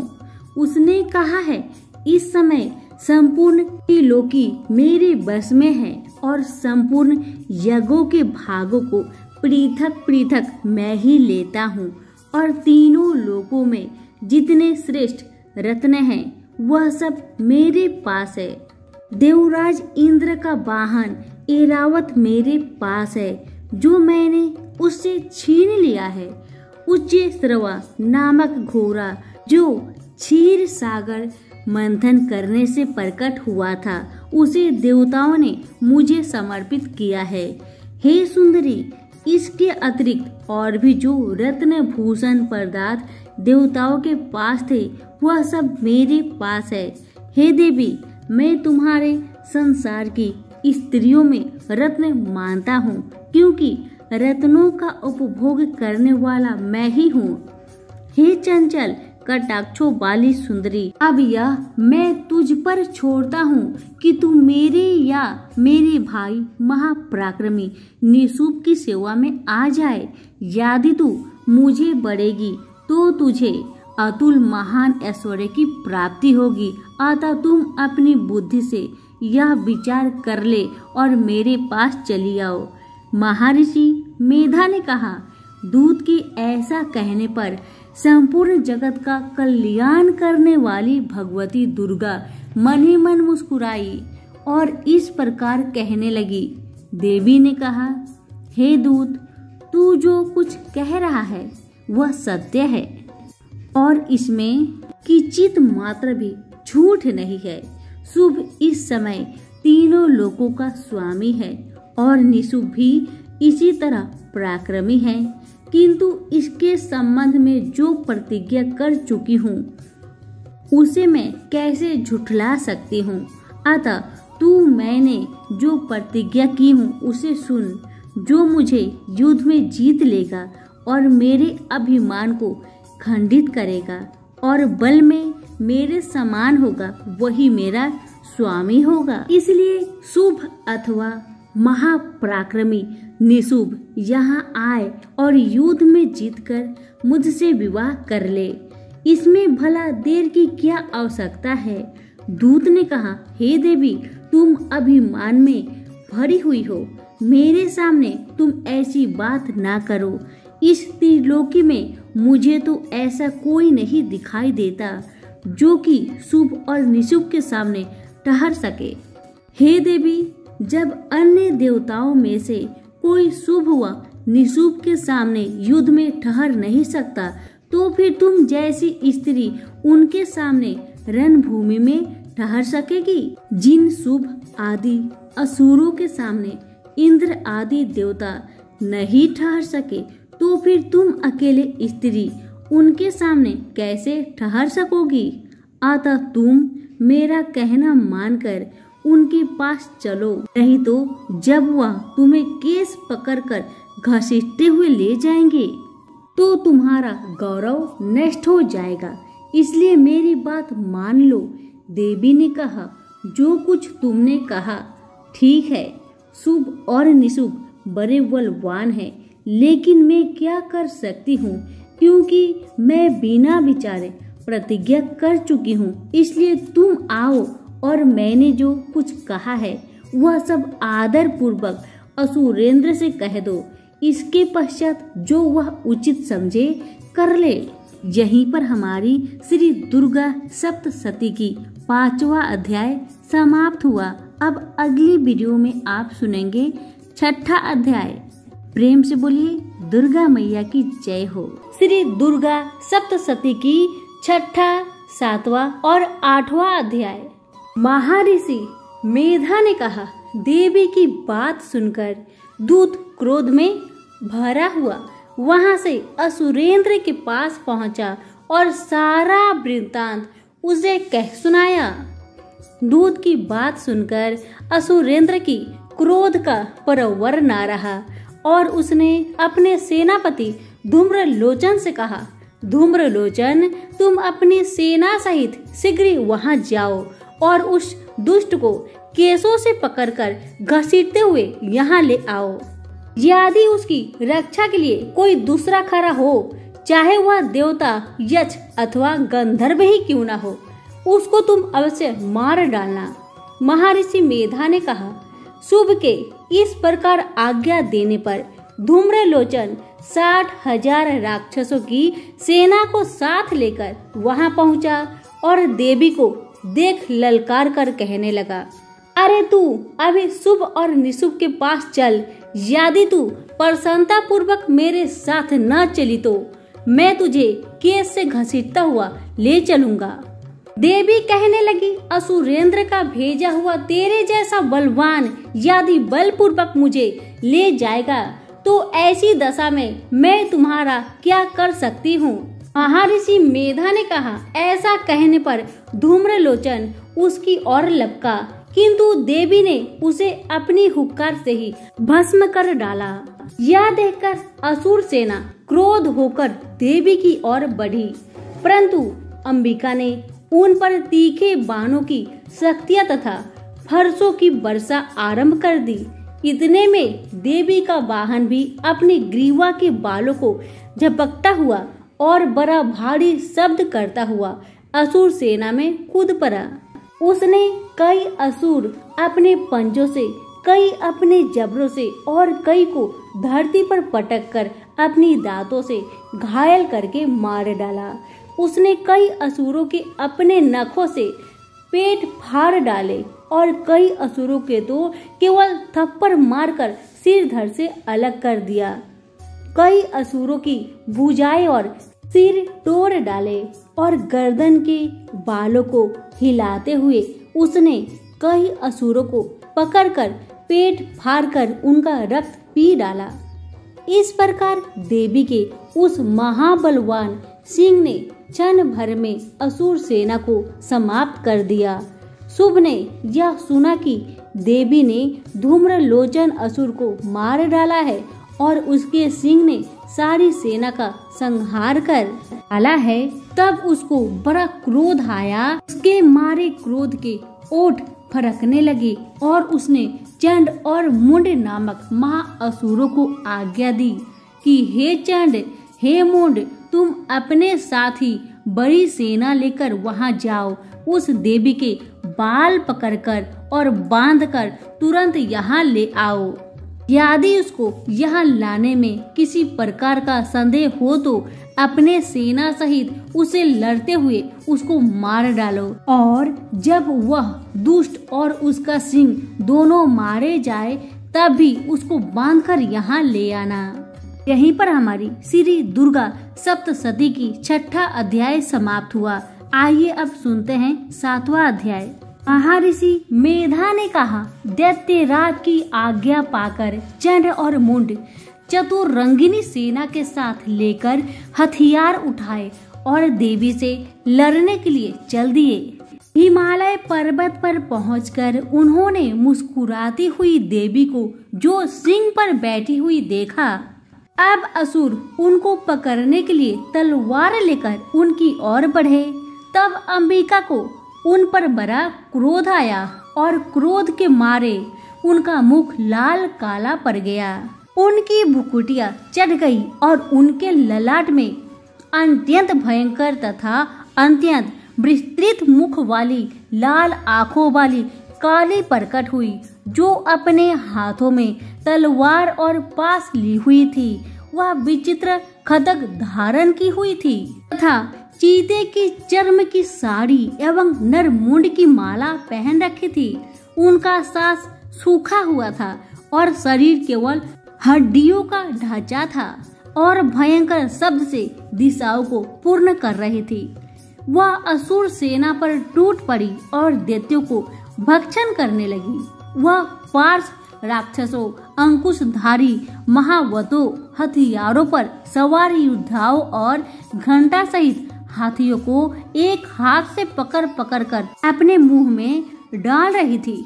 इसी प्रकार वह घोड़ों, रथों, सारथियों व रथों में बैठे हुए सैनिकों को मुंह में डालकर भयानक रूप से चबा रही थी।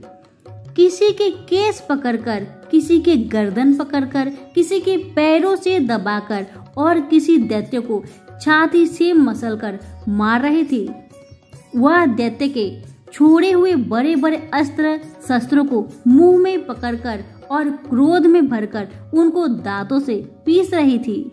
उसने कई बड़े बड़े असुर भक्षण कर डाले, कईयों को रौंद डाली और कितने उसकी मार के मारे भाग गए। कितनों को उसने तलवार से मार डाला, कितनों को अपने दांतों से समाप्त कर दिया और इस प्रकार से देवी ने क्षण भर में संपूर्ण दैत्य सेना को नष्ट कर दिया। यह देख पराक्रमी चंड काली देवी की ओर लपका और मुंड ने भी देवी पर अपने भयानक बाणों की वर्षा आरंभ कर दी और अपने 1000 चक्र उस पर छोड़े। उस समय वह चमकते हुए बाण व चक्र देवी के मुख में प्रविष्ट हुए इस प्रकार दिख रही थी, जैसे मानो बहुत से सूर्य मेघों की घटा में प्रविष्ट हो रहे हो। इसके पश्चात भयंकर शब्द के साथ काली ने अत्यंत जोश में भरकर विकट अट्टहास किया। उस समय उनका भयंकर मुख देखा न जाता था और उसमें से उनके श्वेत दांत दिखाई दे रहे थे। फिर उसने तलवार हाथ में लेकर हू शब्द कहकर उसके ऊपर आक्रमण किया और उसके केस पकड़कर उसका सिर काटकर अलग कर दिया। चंड को मरा हुआ देखकर मुंड देवी की ओर लपका, परंतु क्रोध में भर उसे भी अपनी तलवार से यमलोक पहुंचा दिया। चंड और मुंड को मरा हुआ देखकर उसकी बाकी बची हुई सेना वहां से भाग गई। इसके पश्चात काली चंड और मुंड के कटे हुए सिरों को लेकर चंडिका के पास गई और पंचंड अट्टहास के साथ कहने लगी, ले देवी, चंड और मुंड को 2 महादैत्यों को मारकर तुम्हारी भेंट कर दिया है। अब शुभ और निशुभ को तुमको स्वयं वध करना है। महर्षि मेधा ने कहा। वहां लाए हुए चंड और मुंड के सिरों को देखकर कल्याणमयी चंडी ने काली से मधुर वाणी में कहा, देवी, तुम चूंकि चंड और मुंड को लेकर मेरे पास आई हो, अतः संसार में चामुंडा के नाम से तुम्हारी ख्याति होगी। यहीं पर हमारा श्री दुर्गा सप्तशती की 7वां अध्याय समाप्त हुआ। आइए अब सुनते हैं श्री दुर्गा सप्तशती की 8वां अध्याय। महर्षि मेधा ने कहा, चंड और मुंड नामक असुर के मारे जाने से, बहुत सी सेना के नष्ट हो जाने से असुरों की राजा प्रतापी शुभ ने क्रोध युक्त होकर अपनी संपूर्ण सेना को युद्ध के लिए तैयार होने की आज्ञा दी।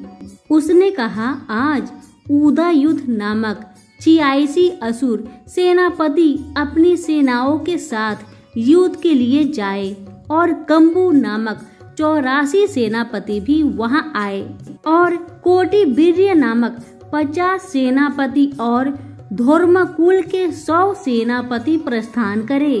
काल दौहत मारे और काल के यह दैत्य भी मेरी आज्ञा से सजकर युद्ध के लिए कूच करे। भयानक शासन करने वाला असुरों का स्वामी शुभ इस प्रकार आज्ञा देकर बहुत बड़ी सेना को साथ युद्ध के लिए चला।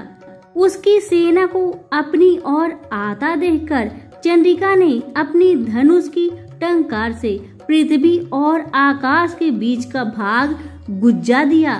राजन, इसके पश्चात देवी के सिंह ने दहाड़ना आरंभ कर दिया और अंबिका को घंटे के शब्दों ने उसको और भी बढ़ा दिया। धनुष की टंकार, शेर की दहाड़ और घंटे के शब्द से पृथ्वी और आकाश के बीच का भाग गूंज उठा और इसके साथ ही देवी ने अपने मुख को और भी भयानक बना लिया। ऐसे भयंकर शब्द को सुनकर राक्षस सेना ने देवी के साथ उसके इर्द गिर्द घेरा डाल दिया। राजन, उस समय दैत्यों के नाश के लिए और देवताओं के हित के लिए ब्रह्मा, शिव, कार्तिकेय, विष्णु तथा इंद्र आदि देवों की शक्तियां जो अत्यंत पराक्रम और बल से संपन्न थी, उनके शरीर से निकलकर उसी रूप में चंडिका देवी के पास गई। जिस देवता का जैसा रूप था, जैसे आभूषण थे और जैसा वाहन था, वैसा ही रूप, आभूषण और वाहन लेकर उन देवताओं की शक्तियां दैत्यों से युद्ध करने के लिए आई। हंस युक्त विमान पर बैठकर और रुद्राक्ष की माला तथा कमंडल धारण करके ब्रह्मा जी की शक्ति आई। वृषभ पर सवार होकर हाथ में त्रिशूल लेकर महानाग का कंगन पहनकर और चंद्र रेखा से भूषित होकर भगवान शंकर की शक्ति महेश्वरी आई और मोर पर आरूढ़ होकर हाथ में शक्ति लिए दैत्यों से युद्ध करने के लिए कार्तिकेय जी की शक्ति उन्हीं का रूप धारण करके आई। भगवान विष्णु की शक्ति गरुड़ पर सवार होकर शंख, चक्र, शब्द, गदा, धनुष तथा खड्ग हाथ में लिए हुए आई। श्री हरि की शक्ति 12 का शरीर धारण करके आई और नरसिंह के समान शरीर धारण करके उनकी शक्ति नरसिंही भी आई। उसकी गर्दन के झटकों से आकाश के तारे टूट पड़ते थे और इसी प्रकार देवराज इंद्र की शक्ति ऐद्री भी ऐरावत के ऊपर सवार होकर आई। पश्चात इन देव शक्तियों से घिरे हुए भगवान शंकर ने चंडिका से कहा, मेरी प्रसन्नता के लिए तुम शीघ्र ही इन असुरों को मारो। इसके पश्चात देवी के शरीर में अत्यंत उग्र रूप वाली और सैकड़ों गिदरियों के समान आवाज करने वाली चंडिका शक्ति प्रकट हुई।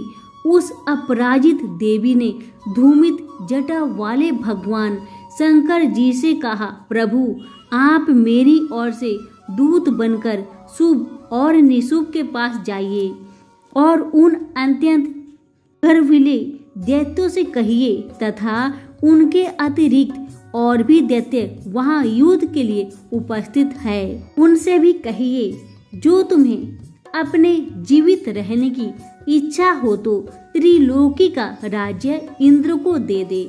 देवताओं का उनका यज्ञ भाग मिलना आरंभ हो जाए और तुम पाताल को लौट जाओ।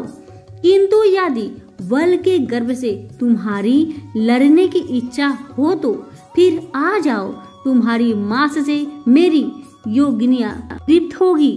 क्योंकि उस देवी ने भगवान शंकर को दूत के कार्य में नियुक्त किया था, इसलिए वह संसार में शिवदूती के नाम से विख्यात हुए। भगवान शंकर से देवी का संदेश पाकर दैत्यों का क्रोध का कोई आर पार न रहा और वह जिस स्थान पर देवी विराजमान थी वहां पहुँचे और जाने के साथ ही उस पर बाणों और शक्तियों की वर्षा करने लगे। देवी ने उनके फेंके हुए बाणों, शक्तियों, त्रिशूल और फरसों को अपने बाणों से काट डाला और काली देवी उस देवी के साथ आगे खड़ी होकर शत्रुओं को त्रिशूल से विदीर्ण करने लगी और खड्गवाक से कुचलने लगी। ब्राह्मणी जिस तरफ दौड़ती थी उसी तरफ अपने कमंडलू का जल छिड़ककर दैत्य के वीर्य व बल को नष्ट कर देती थी और इसी प्रकार महेश्वरी त्रिशूल से, वैष्णवी चक्र से और अत्यंत कोप वाली कौमारी शक्ति द्वारा असुरों को मार रही थी और ऐन्द्री के बाजू के प्रहार से सैकड़ों दैत्य रक्त की नदियां बहाते हुए पृथ्वी पर सो गए। बारही ने कितने ही राक्षसों को अपनी थूथुन द्वारा मृत्यु के घाट उतार दिया। दांतों के अग्रभाग से कितने ही राक्षसों की छाती को चीर डाला और चक्र की चोट से कितनों को विदीर्ण करके धरती पर डाल दिया। बड़े बड़े राक्षसों को नरसिंह अपने नाखों से विदर्भ करके भक्षण कर रही थी और सिंहनाद से चारों दिशाओं को गुजाती हुई रणभूमि में विचर रही थी। शिवदूती के प्रचंड अट्टहास से कितने ही दैत्य भयभीत होकर पृथ्वी पर गिर पड़े और उसके गिरते ही वह उनको भक्षण कर गई। इस तरह क्रोध में भरे हुए मात्र गणों के नाना प्रकार के उपयोगों से बड़े बड़े असुरों को मरते हुए देखकर राक्षसी सेना भाग खड़ी हुई और उनको इस प्रकार भागता देखकर रक्तबीज नामक महापराक्रमी राक्षस क्रोध में भरकर युद्ध के लिए आगे बढ़ा। उसके शरीर से रक्त की बूंद पृथ्वी पर गिरती थी तो वैसे ही शरीर वाला तथा वैसा ही बलवान दैत्य पृथ्वी से उत्पन्न हो जाता था। रक्तबीज गदा हाथ में लेकर ऐन्द्री के साथ युद्ध करने लगा। जब ऐन्द्री शक्ति ने अपने वज्र से उसको मारा तो घायल होने के कारण उसके शरीर से बहुत सा रक्त चलने लगा और उसकी प्रत्येक बूंद से उसके समान ही बलवान तथा पराक्रमी अनेकों दैत्य भयंकर रूप में प्रकट हो गए। वह सब के सब दैत्य रक्तबीज के समान ही बलवान और तेज थे। वह भी भयंकर अस्त्र शस्त्र लेकर देवियों के साथ लड़ने लगे।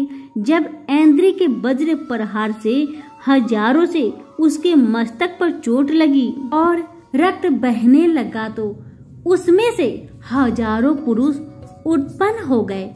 वैष्णवी ने चक्र से और ऐन्द्री ने गदा से रक्त बीज को चोट पहुंचाई और वैष्णवी के चक्र से घायल होने पर उसके शरीर से जो रक्त बहा उससे हजारों महाअसुर उत्पन्न हुए जिनके द्वारा यह संपूर्ण जगत व्याप्त हो गया। कौमारी ने शक्ति से, बारही ने खड्ग से और महेश्वरी ने त्रिशूल से उसको घायल किया। इस प्रकार क्रोध में भरकर उस महादैत्य ने सब माताओं पर पृथक पृथक गदा से प्रहार किया और माताओं ने शक्ति और शूल इत्यादि से उसको जो बार बार घायल किया उससे सैकड़ों महादैत्य उत्पन्न हुए। इस प्रकार उस रक्त बीज के चक्र से उत्पन्न हुए असुरों से संपूर्ण जगत व्याप्त हो गया, जिससे देवताओं को भय हुआ। देवताओं को भयभीत देखकर चंद्रिका ने काली से कहा, चामुंडे अपने मुख को बड़ा करो और मेरे अस्त्रघात से उत्पन्न हुए रक्त बिंदुओं तथा रक्त बिंदुओं से उत्पन्न हुआ महाअसुरों को तुम अपने इस मुख से भक्षण करती जाओ। इस प्रकार रक्त बिंदुओं से उत्पन्न हुए महादैत्यों को भक्षण करती हुई तुम रण में विचरो। इस प्रकार रक्त क्षीण होने से यह दैत्य नष्ट हो जाएंगे। तुम्हारा भक्षण करने के कारण अन्य दैत्य उत्पन्न नहीं होंगे। काली से इस प्रकार कहकर चंडिका देवी ने रक्त बीज पर अपने त्रिशूल से प्रहार किया और काली देवी ने अपने मुख में उसका रक्त ले लिया। तब उसने अपनी गदा से चंडिका पर प्रहार किया। प्रहार से चंडिका को तनिक भी कष्ट ना हुआ। हाँ, उसके शरीर से बहुत सा रक्त बहने लगा, लेकिन उसके गिरने के साथ ही काली ने उसको मुख में ले लिया। काली के मुख में उस रक्त से जो असुर उत्पन्न हुआ उसको उसने भक्षण कर लिया। रक्त को पीती गई। तदंतर देवी ने रक्त बीज को, जिसका की खून काली ने पिया था, चंडिका ने वज्र बाण तथा खड्ग तथा रिष्टि इत्यादि से मार डाला।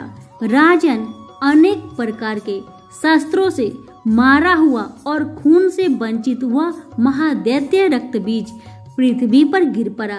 राजन, उसके गिरने से देवता अत्यंत प्रसन्न हुए और माताएं उन असुरों का रक्त पीने के पश्चात उद्धत होकर नृत्य करने लगी। यहीं पर हमारी श्री दुर्गा सप्तशती की 8वां अध्याय समाप्त हुआ। सभी प्रेम से बोले माता रानी की जय हो। दुर्गा सप्तशती की 9वां और 10वां अध्याय। राजा ने कहा, ऋषिराज, आपने रक्त बीज के वध के संबंध रखने वाला वृत्तांत मुझे सुनाया। अब मैं रक्त बीज के मरने के पश्चात क्रोध में भरे हुए शुभ व निशुभ ने जो कर्म किया वह सुनना चाहता हूँ।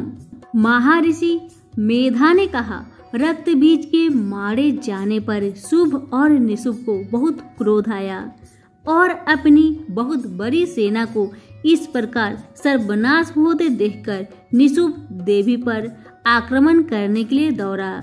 उसके साथ बहुत से बड़े बड़े असुर देवी को मारने के लिए दौड़े और महापराक्रमी शुभ अपनी सेना सहित चंडिका को मारने के लिए बढ़ा। फिर शुभ और निशुभ का देवी से घोर युद्ध होने लगा और वह दोनों असुर इस प्रकार देवी पर बाण फेंकने लगे जैसे मेघों से वर्षा हो रही हो। उन दोनों के चलाए हुए बाणों को देवी माँ ने बाणों को काट डाला और अपने शस्त्रों की वर्षा से उन दोनों दैत्यों को चोट पहुंचाई। निशुभ ने तीक्ष्ण तलवार और चमकती हुई ढाल लेकर देवी की सिंह पर आक्रमण किया। अपने वाहन को पहुंची हुई देखकर देवी ने अपने क्षुद्र नामक बाण से निशुभ की तलवार व ढाल दोनों को ही काट डाला। तलवार और ढाल कट जाने पर निशुभ ने देवी पर शक्ति से प्रहार किया। देवी ने अपने चक्र से उसके 2 टुकड़े कर दिए। फिर क्या था, दैत्य मारे क्रोध के जल भुन गया। उसने देवी को मारने के लिए उसकी ओर शूल फेंका, किंतु देवी ने अपने मुक्के से उसको चूर चूर कर डाला। फिर उसने देवी पर गदा से प्रहार किया। देवी ने त्रिशूल से गदा को भस्म कर डाला। इसके पश्चात वह फरसा हाथ में लेकर देवी की ओर लपका। देवी ने अपने बाणों से उसे धरती पर सुला दिया। अपने पराक्रमी भाई निशुभ के इस प्रकार से मरने पर शुभ क्रोध में भरकर देवी को मारने के लिए दौड़ा। रथ में बैठा हुआ उत्तम आयुधों से सुशोभित अपनी 8 बड़ी बड़ी भुजाएं से सारे आकाश को ढके हुए था। शुभ को आते हुए देखकर देवी ने अपना शंख बजाया और धनुष की टंकार का भी अत्यंत दुस्सह शब्द किया। साथ ही अपने घंटे के शब्द से, जो कि संपूर्ण दैत्य सेना के तेज को नष्ट करने वाला था, संपूर्ण दिशाओं को व्याप्त कर दिया। इसके पश्चात देवी के सिंह ने भी अपनी दहाड़ से, जिसे सुन सुन बड़े बड़े बलवान मद चूर चूर हो जाता था, आकाश, पृथ्वी और 10 दिशाओं की पूरित कर दिया। फिर आकाश में उछलकर काली ने अपने दांतों तथा हाथों को पृथ्वी पर पटका। उसके ऐसा करने से ऐसा शब्द हुआ जिससे कि उससे पहले के सारे शब्द शांत हो गए। इसके पश्चात शिवदूती ने असुरों के लिए भय उत्पन्न करने वाला अट्टहास किया, जिसे सुनकर सब दैत्य थर्रा उठे और शुभ को बड़ा क्रोध हुआ। फिर अंबिका ने उसे कहा, अरे दुष्ट, खरा रह। कहा तो आकाश से सभी देवता जय हो बोल उठे। शुभ ने वहां जाकर ज्वालाओं से युक्त एक अत्यंत भयंकर शक्ति छोड़ी, जिसे आते देखकर देवी ने अपनी होलिका नामक शक्ति से काट डाला। राजन, फिर शुभ के सिंहनाद से तीनों लोक व्याप्त हो गए और उसकी प्रतिध्वनि से ऐसा घोर शब्द हुआ जिसने इससे पहले के शब्दों को जीत लिया। शुभ के छोड़े बाणों को देवी ने, अपनी देवी के छोड़े बाणों को शुभ ने अपने बाणों से काट सैकड़ों और हजारों टुकड़ों में परिवर्तन कर दिए। इसके पश्चात जब चंडिका ने क्रोध में भर शुभ को त्रिशूल से मारा तो वह मूर्छित होकर पृथ्वी पर गिर पड़ा।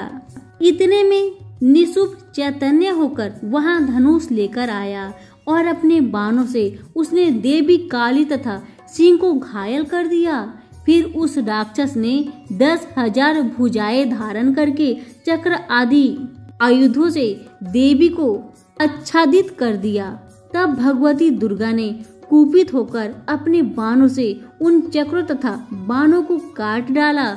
यह देखकर निशुभ हाथ में गदा लेकर चंडिका को मारने के लिए दौड़ा। उसके आते ही देवी ने तीक्ष्ण धारन वाले खड्ग से उसकी गदा को काट डाला।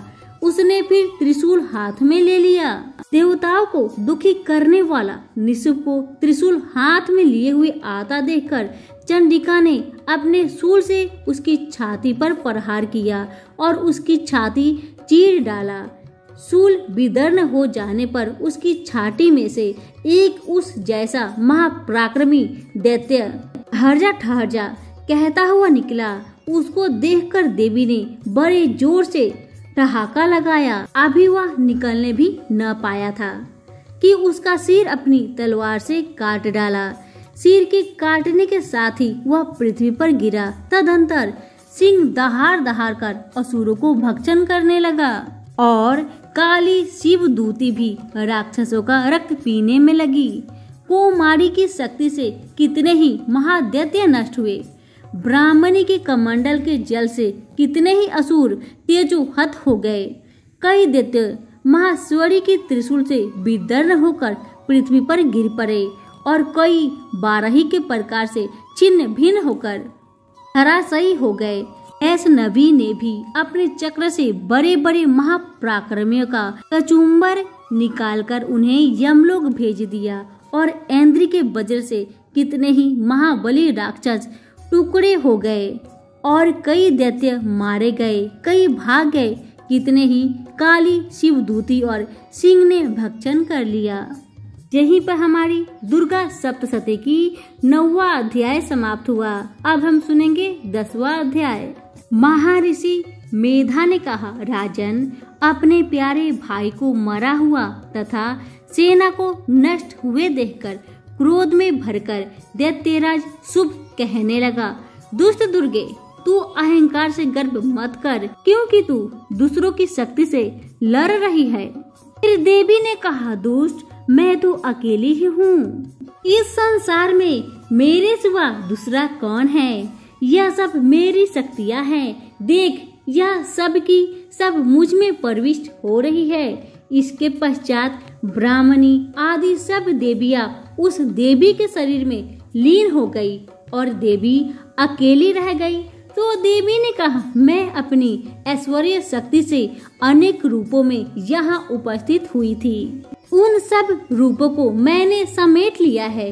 अब अकेली ही यहाँ खड़ी हूँ। तुम भी यहीं ठहरो। महर्षि मेधा ने कहा। तब देवताओं तथा राक्षसों के देखते ही देवी तथा शुभ में भयंकर युद्ध होने लगा।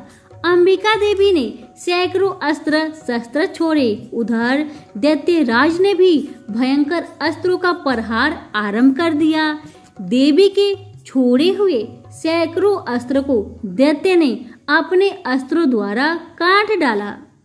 इसी प्रकार शुभ ने जो अस्त्र छोड़े उनको देवी ने भी अपनी भयंकर हुक्कार द्वारा ही काट डाला। दैत्य ने जब सैकड़ों बाण छोड़कर देवी को ढक दिया तो क्रोध में भरकर देवी ने अपने बाणों से उसका धनुष को नष्ट कर डाला। धनुष कट जाने पर दैत्येंद्र ने शक्ति चलाई, लेकिन देवी ने उसे काट कर फेंक दिया। फिर दैत्येंद्र चमकती हुई ढाल लेकर देवी की ओर दौड़ा, किंतु जब वह देवी के सम्मुख पहुंचा तो देवी ने अपने तीक्ष्ण बाणों से उसकी चमकने वाली ढाल को काट डाला। फिर दैत्येंद्र का घोड़ा मारा गया, रथ टूट गया, सारथी भी मारा गया। तब वह भयंकर मुकद्दर लेकर देवी ने अपने तीक्ष्ण बाणों से उसके मुकद्दर को भी काट दिया। इस पर दैत्य ने क्रोध में भरकर देवी की छाती में बड़े जोर से एक मुक्का मारा। दैत्य ने जब देवी को मुक्का मारा तो देवी ने भी उसकी छाती में जोर से एक थप्पड़ मारा। थप्पड़ खाकर पहले तो दैत्य पृथ्वी पर गिरा, किंतु तुरंत ही वह उठ खड़ा हुआ। फिर वह देवी को पकड़कर आकाश की ओर चला और उछला और वहां जाकर दोनों में युद्ध होने लगा। वह युद्ध ऋषियों व देवताओं को आश्रय में डालने वाला था। देवी आकाश में दैत्य के साथ बहुत देर तक युद्ध करती रही। फिर देवी ने उसे आकाश में घुमाकर पृथ्वी पर गिरा दिया। दुष्ट आत्मा दैत्य पुनः उठकर देवी को मारने के लिए दौड़ा। तब उसको अपनी ओर आता हुआ देखकर देवी ने उसकी छाती विदीर्ण करके उसको पृथ्वी पर पटक दिया। देवी के त्रिशूल से घायल होने पर उस दैत्य के प्राण पेखेरु उड़ गए और उसके मरने पर समुद्र द्वीप और पृथ्वी सब कांपने लग गए। तदंतर उस दुष्ट आत्मा के मरने से संपूर्ण जगत प्रसन्न व स्वस्थ हो गया तथा आकाश निर्मल हो गया। पहले जो उत्पात सूचक मेघ और उल्कापात होते थे वह सब शांत हो गए थे। उसके मारे जाने पर नदियां अपने आप ठीक मार्ग से बहने लगी। संपूर्ण देवताओं का हृदय हर्ष से भर गया। गंधर्वनियां सुंदर गान गाने लगी, गंधर्व बाजा बजाने लगे और अप्सराएं नाचने लगी। पवित्र वायु बहने लगी, सूर्य की कांति स्वच्छ हो गई। यज्ञशालाओं की बुझी हुई अग्नि अपने आप प्रज्वलित हो उठी तथा चारों दिशाओं में शांति फैल गई। यहीं पर हमारी दुर्गा सप्तशती की 10वां अध्याय समाप्त हुआ। प्रेम से बोलिए दुर्गा मैया की जय हो। श्री दुर्गा सप्तशती की 11, 12 और 13वां अध्याय। 11वां अध्याय में आप सभी सुनेंगे देवताओं का देवी की स्तुति करना और देवी का देवताओं को वरदान देना। महर्षि मेधा कहते हैं, दैत्य के मारे जाने पर इंद्रादि देवता अग्नि को आगे करके कात्यायनी देवी की स्तुति करने लगे। उस समय अभीष्ट की प्राप्ति के कारण उनके मुख खिले हुए थे। देवताओं ने कहा, हे शरणागतों के दुख दूर करने वाली देवी, तुम प्रसन्न हो जाओ। हे संपूर्ण जगत की माता, तुम प्रसन्न हो जाओ। विश्वेश्वरी, तुम विश्व की रक्षा करो, क्योंकि तुम इस चर और अचर की ईश्वरी हो। देवी, तुम इस संपूर्ण जगत की आधार रूप हो, क्योंकि तुम पृथ्वी रूप में भी स्थित हो और अत्यंत पराक्रम वाली देवी हो। तुम विष्णु की शक्ति हो और विश्व की बीज परम माया हो। तुमने ही यह संपूर्ण जगत मोहित कर रखा है। तुम्हारे प्रसन्न होने पर ही यह पृथ्वी मोक्ष को प्राप्त होती है। हे देवी, संपूर्ण विद्याएं तुम्हारी ही भिन्न भिन्न स्वरूप है। इस जगत में जितनी स्त्रियां हैं वह सब तुम्हारी ही मूर्तियां हैं। एकमात्र तुमने ही इस जगत को व्याप्त कर रखा है। तुम्हारी स्तुति किस प्रकार हो सकती है, क्योंकि तुम परम बुद्धि रूप हो और संपूर्ण प्राणी रूप स्वर्ग और मुक्ति देने वाली हो। अतः इसी रूप में तुम्हारी स्तुति की गई है। तुम्हारी स्तुति के लिए इससे बढ़कर और युक्तियाँ क्या हो सकती है। संपूर्ण जानों के हृदय में बुद्धि रूप होकर निवास करने वाली, स्वर्ग तथा मोक्ष प्रदान करने वाली नारायणी देवी तुमको नमस्कार है। कला कष्ट आदि रूप से अवस्था परिवर्तन की ओर ले जाने वाली तथा प्राणियों का अंत करने वाली नारायणी तुमको नमस्कार है। हे नारायणी, संपूर्ण मंगलों के मंगल रूप वाली, हे शिवे, हे संपूर्ण प्रयोजनों को सिद्ध करने वाली, हे शरणागत वत्सला, तीनों नेत्रों वाली गौरी तुमको नमस्कार है।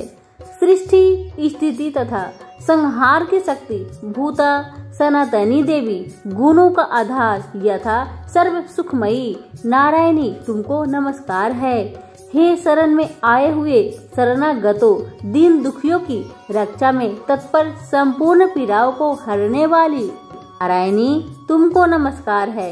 नारायणी, तुम ब्राह्मणी का रूप धारण करके हंसों से जुटे हुए विमान पर बैठती हो तथा कुछ अभिमंत्रित जल छिड़कती रहती हो। तुम्हें नमस्कार है। महेश्वरी रूप से त्रिशूल, चंद्रमा और सर्पों को धारण करने वाली, हे महावृषभ वाहन वाली नारायणी तुमको नमस्कार है। मोर तथा कुक्कुटों से घिरी रहने वाली, महाशक्ति को धारण करने वाली, कौमारी रूप धारिणी निष्पाप नारायणी तुमको नमस्कार है। शंख चक्र गदा और सागर धनुष रूपा आयुधों को धारण करने वाली वैष्णवी शक्ति रूप नारायणी तुम हम पर प्रसन्न हो जाओ, तुम्हें नमस्कार है। दांतों से पृथ्वी धारण करने वाली 12 रूपनी कत्यानमणि नारायणी तुम्हें नमस्कार है। उग्र नरसिंह रूप दैत्यों को मारने वाली, त्रिभुवन की रक्षा से संलग्न रहने वाली नारायणी तुम्हें नमस्कार है। मस्तक पर किरीट और हाथ में महावज्र धारण करने वाली, सहस्त्र नेत्रों के कारण उज्जवल वृत्रासुर के प्राण हरने वाली ऐन्द्री, हे नारायणी तुम्हें नमस्कार है। हे शिवदूती स्वरूप से दैत्य की महासेना को नष्ट करने वाली है, घोर रूपी वाली, हे महाशब्द वाली, हे नारायणी तुमको नमस्कार है। दाढ़ों के कारण विकराल मुख वाली, मुंड माला से विशोभित मुंड मर्दिनी, चामुंडा रूपी नारायणी तुम्हें नमस्कार है। लक्ष्मी, लज्जा, महाविद्या, श्रद्धा, पुष्टि, स्वधा, ध्रुवा, महारात्रि तथा महाविद्या रूप नारायणी तुमको नमस्कार है। मेधा, सरस्वती, सर्वोत्कृष्ट ऐश्वर्य रूपिणी, ब्राह्मणी, तामसी, नियंता तथा इंसा रूपिणी नारायणी तुम्हें नमस्कार है। सर्व स्वरूप, सर्वेश्वरी, सर्वशक्ति युक्त हे देवी हमारी भय से रक्षा करे, तुम्हें नमस्कार है। हे कात्यायनी, तीनों नेत्रों से भूषित यह तेरा सौभ्य मुख सब तरह के डरों से हमारी रक्षा करे, नमस्कार है। हे भद्रकाली, ज्वालाओं के समान भयंकर, अति उग्र और संपूर्ण असुरों को नष्ट करने वाला तुम्हारा त्रिशूल हमें भयों से बचाए, तुमको नमस्कार है। हे देवी, जो अपने शब्द से इस जगत को पूरित करके दैत्य के तेज को नष्ट करता है, वह आपका घंटा इस प्रकार हमारी रक्षा करे, जैसे कि माता अपने पुत्र की रक्षा करती है। हे चंडिके, असुरों के रक्त और चर्बी से लथपथ जो आपकी तलवार है वह हमारा मंगल करे, हम तुमको नमस्कार करते हैं। हे देवी, तुम जब प्रसन्न होती हो तो संपूर्ण रोगों को नष्ट कर देती हो और जब रुष्ट हो जाती हो तो संपूर्ण वांछित कामनाओं को नष्ट कर देती हो। जो मनुष्य तुम्हारी शरण में आते हैं उन पर कभी विपत्ति नहीं आती, बल्कि तुम्हारी शरण में गए हुए मनुष्य दूसरों को आश्रय देने योग्य हो जाते हैं। अनेक रूपों से बहुत प्रकार की मूर्तियों को धारण करके 10 धर्म द्रोही असुरों के तुमने संहार किया है, वह तुम्हारे सिवा और कौन कर सकता था।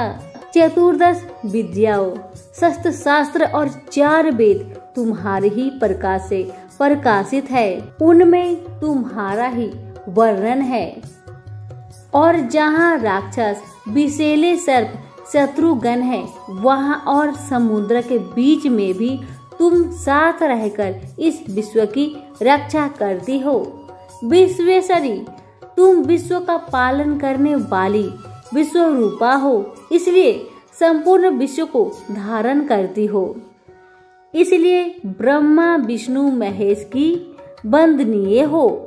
जो भक्ति पूर्वक तुमको नमस्कार करते हैं वह विश्व को आश्रय देने वाले बन जाते हैं। हे देवी, तुम प्रसन्न हो जाओ और असुरों को मारकर जिस प्रकार हमारी रक्षा की है, ऐसा ही हमारे शत्रुओं से सदा हमारी रक्षा करती रहो। संपूर्ण जगत के पाप नष्ट कर दो और पापों तथा उनके फल स्वरूप होने वाली महामारी आदि बड़े बड़े उपद्रवों को शीघ्र दूर कर दो। विश्व की पीड़ा को हरने वाली देवी, शरण में पड़े हुए पर प्रसन्न हो जाइए। त्रिलोक निवासियों की पूजनीय परमेश्वरी, हम लोगों को वरदान दो। देवी ने कहा, हे देवताओं, मैं तुमको वर देने के लिए तैयार हूँ।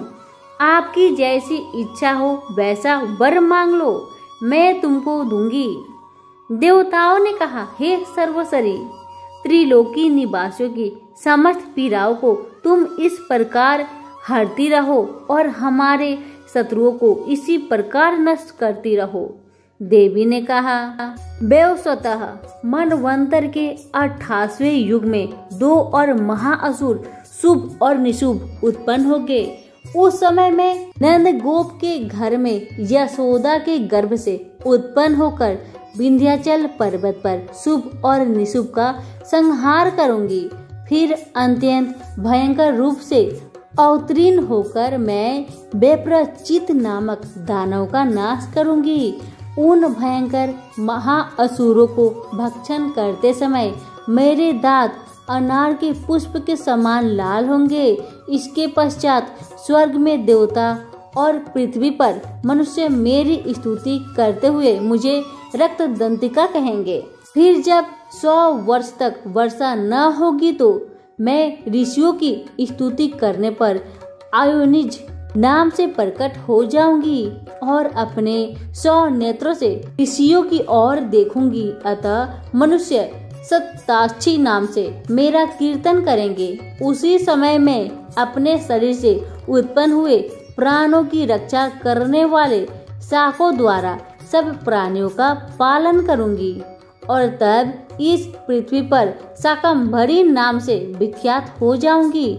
और इसी अवतार में मैं दुर्ग नामक महाअसुर का वध करूंगी और इससे मैं दुर्गा देवी के नाम से प्रसिद्ध हो जाऊंगी।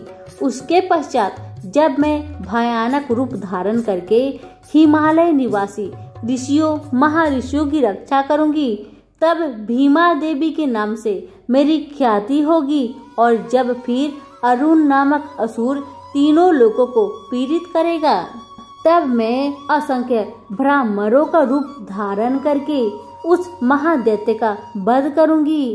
तब स्वर्ग के देवता और मृत्यु लोक में मनुष्य मेरी स्तुति करते हुए मुझे ब्राह्मणी नाम से पुकारेंगे।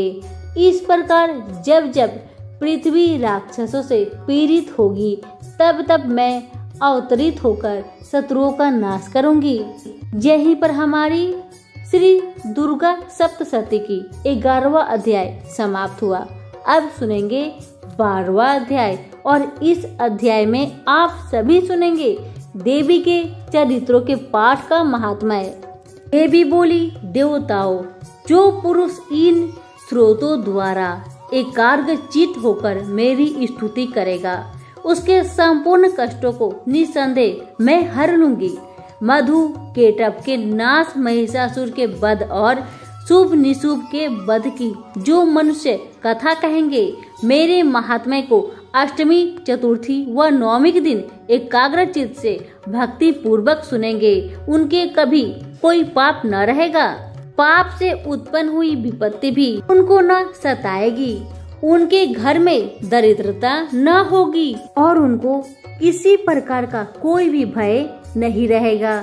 इसलिए प्रत्येक मनुष्य को भक्ति पूर्वक मेरे इस कल्याण कारण महात्म्य को सदा पढ़ना और सुनना चाहिए। यह महात्म्य महामारी से उत्पन्न हुई संपूर्ण उपद्रव को व 3 प्रकार के उत्पातों को शांत कर देता है। जिस घर व मंदिर में या जिस स्थान पर मेरा यह स्रोत विधि पूर्वक पढ़ा जाता है, उस स्थान का मैं कभी भी त्याग नहीं करती और वहाँ सदा ही मेरा निवास रहता है। बलिदान, पूजा, होम तथा महाउत्सव में मेरा यह चरित्र उच्चारण करना तथा सुनाना चाहिए। ऐसा हवन या पूजन मनुष्य चाहे जानकर या बिना जाने करे, मैं उसे तुरंत ग्रहण कर लेती हूँ।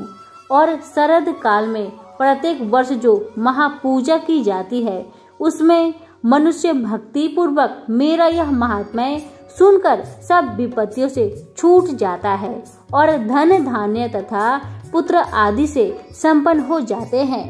मेरे इस महात्म्य व कथाओं इत्यादि को सुनकर मनुष्य युद्ध में निर्भय हो जाता है और महात्म्य के श्रवण करने वाले शत्रु नष्ट हो जाते हैं तथा कल्याण की प्राप्ति होती है और उनका कुल आनंदित हो जाता है।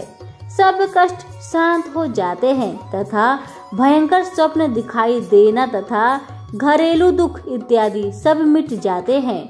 बाल ग्रहों में ग्रहित बालकों के लिए यह मेरा महात्म्य परम शक्ति देने वाला है। मनुष्यों में फूट पड़ने पर यह भली भांति मित्रता करवाने वाला है। पशु, पुष्प, अर्घ्य, धूप, गंध, दीपक इत्यादि उत्तम सामग्रियों द्वारा पूजन करने से ब्राह्मणों को भोजन करा, हवन करके, प्रतिदिन अभिषेक करके, नाना प्रकार के भोगों का अर्पण करके और प्रत्येक वर्ष दान इत्यादि करके जो मेरी आराधना की जाती है और उससे मैं जैसी प्रसन्न हो जाती हूँ, वैसे ही प्रसन्न मैं इस चरित्र से सुनने से हो जाती हूँ। यह महात्म्य श्रवण करने पर पापों को हर लेता है तथा आरोग्य प्रदान करता है। मेरी प्रादुर्भाव का कीर्तन दुष्ट प्राणियों से रक्षा करने वाला है, युद्ध में दुष्ट दैत्यों का संहार करने वाला है। इसके सुनने से मनुष्य को शत्रुओं का भय नहीं रहता।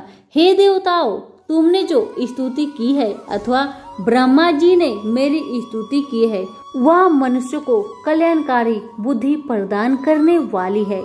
वन में सुने मार्ग में अथवा दवा नल से घिरे जाने पर, वन में चोरों से घिरा हुआ या शत्रुओं द्वारा पकड़ा हुआ अथवा जंगल में सिंहों से, व्याघ्रों से या जंगली हाथियों द्वारा पीछा किया हुआ, राजा के क्रोध हो जाने पर, मारे जाने के, समुद्र में नाव के डगमगाने पर, भयंकर युद्ध में फंसा हुआ होने पर, किसी प्रकार की पीड़ा से पीड़ित, घोर बाधाओं से दुखी हुआ मनुष्य मेरे इस चरित्र को स्मरण करने से संकट से मुक्त हो जाता है। मेरे प्रभाव से सिंह, चोर या शत्रु इत्यादि दूर भाग जाते हैं और पास नहीं आते।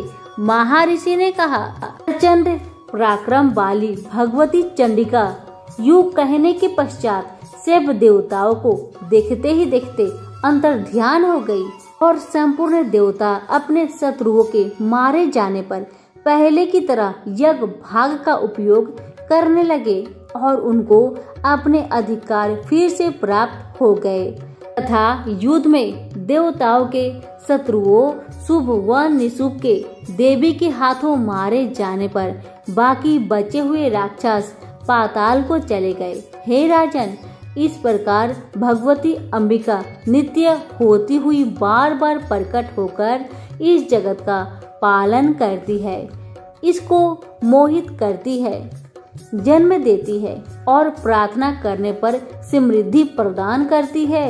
हे राजन, भगवती की महाप्रलय के समय महामारी का रूप धारण करती है और वही संपूर्ण ब्रह्मांड में व्याप्त है और वही भगवती के समय समय पर महाकाली महामारी का रूप बनाती है और स्वयं अनजन्मा होते हुए भी सृष्टि के रूप में प्रकट होती है।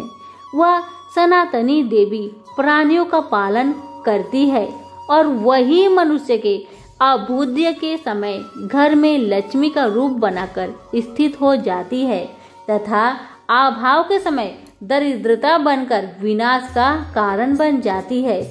पुष्प, धूप और गंध आदि से पूजन करके उसकी स्तुति करने से वह धन पुत्र देती है और धर्म में शुभ बुद्धि प्रदान करती है।